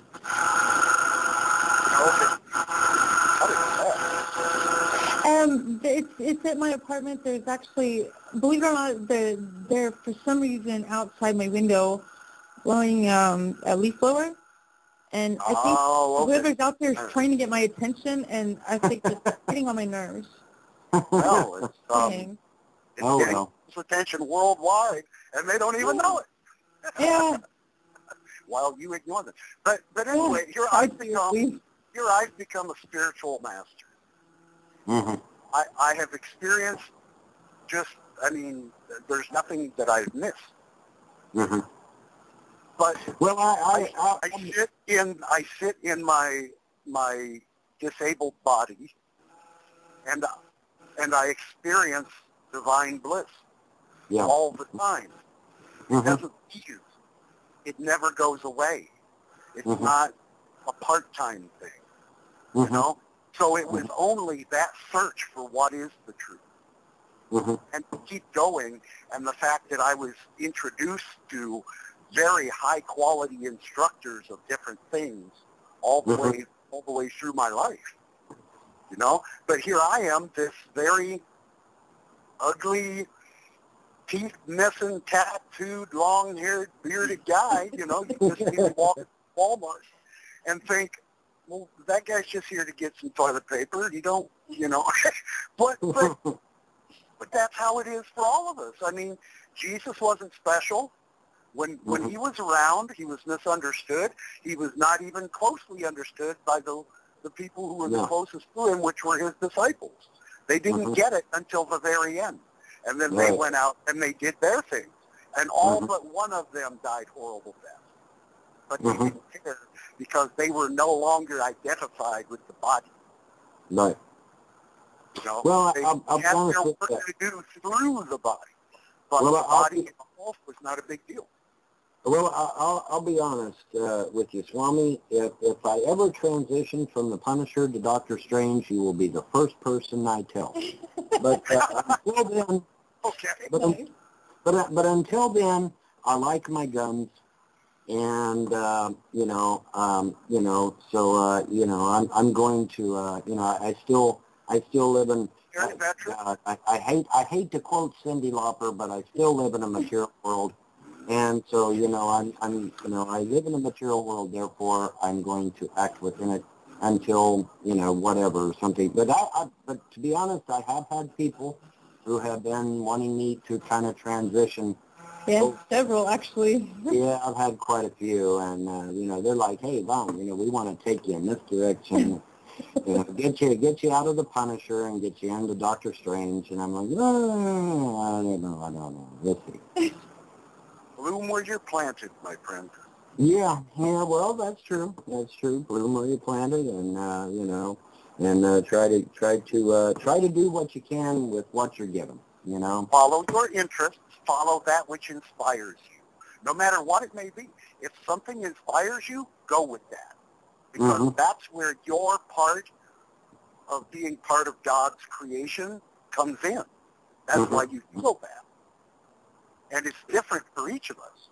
If someone would have told me back when I was riding my Harley Davidson and saying ugly things to people and, wearing my black leather and being the tough guy and all that sort of thing, that one day you will wear an orange robe with 3 stripes on your forehead and a dot between your eyes.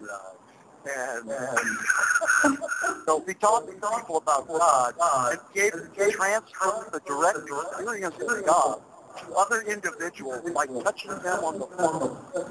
I would have never. But it's what I do. And I still sat behind a pair of shoes every morning. So I'm still just like everybody else, despite the fact there's this other thing that, there's still the material and mundane world right next to and full of the divine spiritual world. It's all the same thing. Well, I'll be honest with you, Swami. I'll be honest with you. There is a part of me that hopes that and some of these other guys that say we're gonna ascend into a higher plane of existence and that we're gonna leave the reptilians, the Greys, and all the New World Order behind. Man, I hope they're right. I really, really do.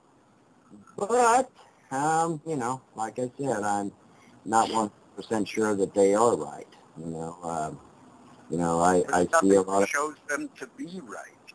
No bit of history, no current support from any scriptures anywhere on the planet. Nobody is taken off in a big, see you guys, we're going away to heaven now. No, it's not going to Yeah, happen. I'm not buying the I'm very rap sorry stuff for those music. people who believe that. Yeah, this whole rapture Not thing going is to happen. quite scary. The way people... And it's funny because I've read those scriptures about, that thing called rapture. I've read those scriptures over and over. And when I read about it, you know what? It actually sounds to me like the person that's taken is the one that's destroyed. Yeah. You know? I mean, I've read them several times, and it's like, hey, wait a minute. Hey, wait a minute. It sounds to me like the guy that gets taken is the one that gets destroyed. It's the guy that's left is the one that survives, But, so I'm not getting on those issues. The only way to escape, avoid, and conquer the NWO is to become enlightened. Because they're trying to do the same thing. They are. Okay? But they do it aligned with Lucifer. And Lucifer is a part of the creation and not the creator.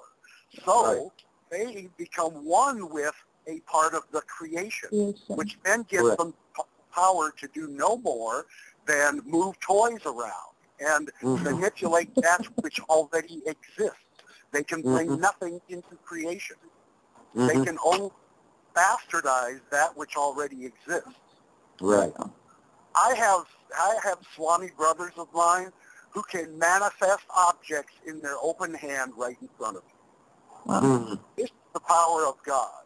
Humans can do this. Many humans can do all kinds of things we don't go out and talk about. We are waiting for our time to come. And that time is coming closer every tick-tock of the clock. Which is what we started this whole conversation with. It's coming so much sooner than people realize.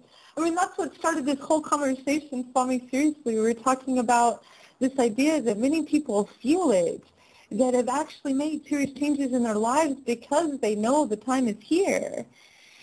It's a beautiful thing. It can be scary. I'm not going to deny that. But I find it beautiful. That's just my opinion, though. Well, now, I'll tell you what. I'm looking forward to becoming a Jedi, man. I am really looking forward to that. Don't know about the lightsaber thing, but, the moving the objects thing, yeah, I've already experienced that once. I was out walking in the backyard, and I had a badger type creature down here. We call them a groundhog. They're a relative of the badger, so they're very ferocious actually. Even though they're rather short, they're still rather ferocious. And I was confronted with this creature, and it started to charge me, and for some stupid, silly reason that I have absolutely no idea why, I stuck my hand out, and that son of a gun just went flying. And I'm like, wow, that's cool. And I've been trying to do it again ever since, and I can't do it, But it was just, for some unknown reason, I just stuck my hand up, and that badger just went flying. And I wished I could do it again. I've been trying, and I can't get it to happen again. And I want it to happen again so bad. But that was so cool. And so I know where you're coming from on that, because I've experienced it myself, quite by accident. And see, that's the great thing. That is what the NWO is totally invested in, is separating people from their own abilities. Their biggest investment is keeping you thinking, I am individual, separate from others, and limited. That is their total investment. Keep you thinking that. Keep you distracted by what's on television and in the news. Keep you diseased through the food products and the water, and keep you dying. That's it. If they can't do that, humanity wakes up. And humanity comes to find out this, what existed for you in that moment, exists for all of us, everywhere, at all times. And their only hope is that we don't figure this out. So as people like you and me come and say and do the things we have to say and do, more people will come to figure this out, or at least get the idea that things are possible. and then they will experience their own stuff, their own glory. It's not a bad thing to say. Well, I've been trying like gangbusters to do that again, but it seems like when I try to do it, it don't want to work. Right. I guess it was Well, just one of those. I'm thinking it was just one of those freak things. It just everything, all the conditions just were just right, and it just. And you had no doubt at that moment in time. Oh, I had no doubt. The thing was charging me, so I mean, so I had no doubt. I mean, it was coming straight for me, so I had to do something, and I was unarmed at the time, which I have since corrected. And but at the time I was totally unarmed, and it's like, okay, I got something as good as large as a badger, that as mean as a badger is wanting to rip my ankle off. So I need to do something. And I just threw up my hand, and the son of a gun just went flying, man. It was amazing. And now, did you do it, or did it just happen? Well, that's my question. I don't know. I'm thinking it was. We're talking about something that happened within. You weren't thinking about doing that. You were only thinking stopping, right? I don't think so.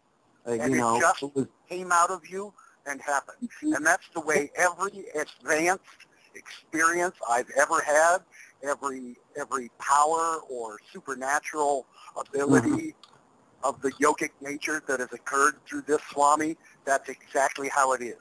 It just happens. It's not, I thought of it and I did it. No. And a situation occurred, I reacted, something happened, and I didn't know it was going to happen. Well, ever since that occurrence, I've been joking with my buddies behind the scenes that, I'm gonna become a Jedi Master because of this, Hey, you've opened pathways that you probably didn't know were there, and now that they're open, that allows them to be used. I can't even move so much as a daggone pencil, man. I've been trying. I've tried, guys. I really have, and I can't move nothing, man. Stop trying, brother. That 5 guys in black uniforms with their pants blouse and boots on and guns and things come at you like that creature did, it will happen again, and you won't. Yeah, you think? You think it would? Absolutely. I hope so. I hope so. Because these are things we cannot really train in. Yeah. It's only we continue to open ourselves. We continue to dissolve the individual into the universal so that the universe can work through the individual. And the more we do that, the more of that will just flow through us. We don't have to have a conscious thought controlling it. No need for that at all. That's what actually stops you. Hey, Swami, I love that you showed up today. We've got like 2 minutes left. You want to say something to everybody before we say goodbye? We're done? Are you kidding? Yeah, I know. Isn't that amazing? I'm into this. I know. No, it can't be over already. We've really done an hour and a half. I'm not joking. Man, that's not cool, man. We just ended this conversation. That ain't right, man. That's not fair. Because there's so much more. I mean, I swear it just started. It does not seem like an hour and a half at all. No, it don't. No, it don't. Not at all. It's been a nice afternoon. Crazy. That's crazy, man. God. Oh, well. Crazy Jedi. Crazy Jedis. That's right. Crazy Jedis. What I would say to everyone, no matter what you call yourself, no matter how you think of yourself, make a connection with your source. No matter what name, image you hold that as. Okay? There's a 60 seconds. I swear to you, I've lived it myself. You are It'll that. happen again. Well, you are that. You are nothing but that, and you've never been anything but that. you are in the midst of a dream at the moment. And you That is will awesome, wake up. Swami. I hate to do this, Swami. So sorry, but hey, Vaughn, All right. Yes. details real quick. Well, I How can't. much space, Swami? Thank you. Well, I can't run for president, folks. So since I can't run for president, the only thing I'll do is tell you to have a pleasant day and a better tomorrow. How's that? Beautiful. Hey, everybody, this is Nickie Nix. This has been Rise Above Dehumanization. This show ends. This has been great. I can't believe, 10 seconds. See, we're out of here. Everybody, have fun. Thank you. Right. Enjoy your hump day. It's all right, man. I just got started into this conversation. I know. Right. Swami, we have to do this again. Bye, everybody. Bye, guys. Nice. All right, it's over, but y'all are still there because y'all are on the phone. But I'm ending the call because there's another show showing up, so I really do have to. Thanks, everybody. All right, guys. See y'all. Bye.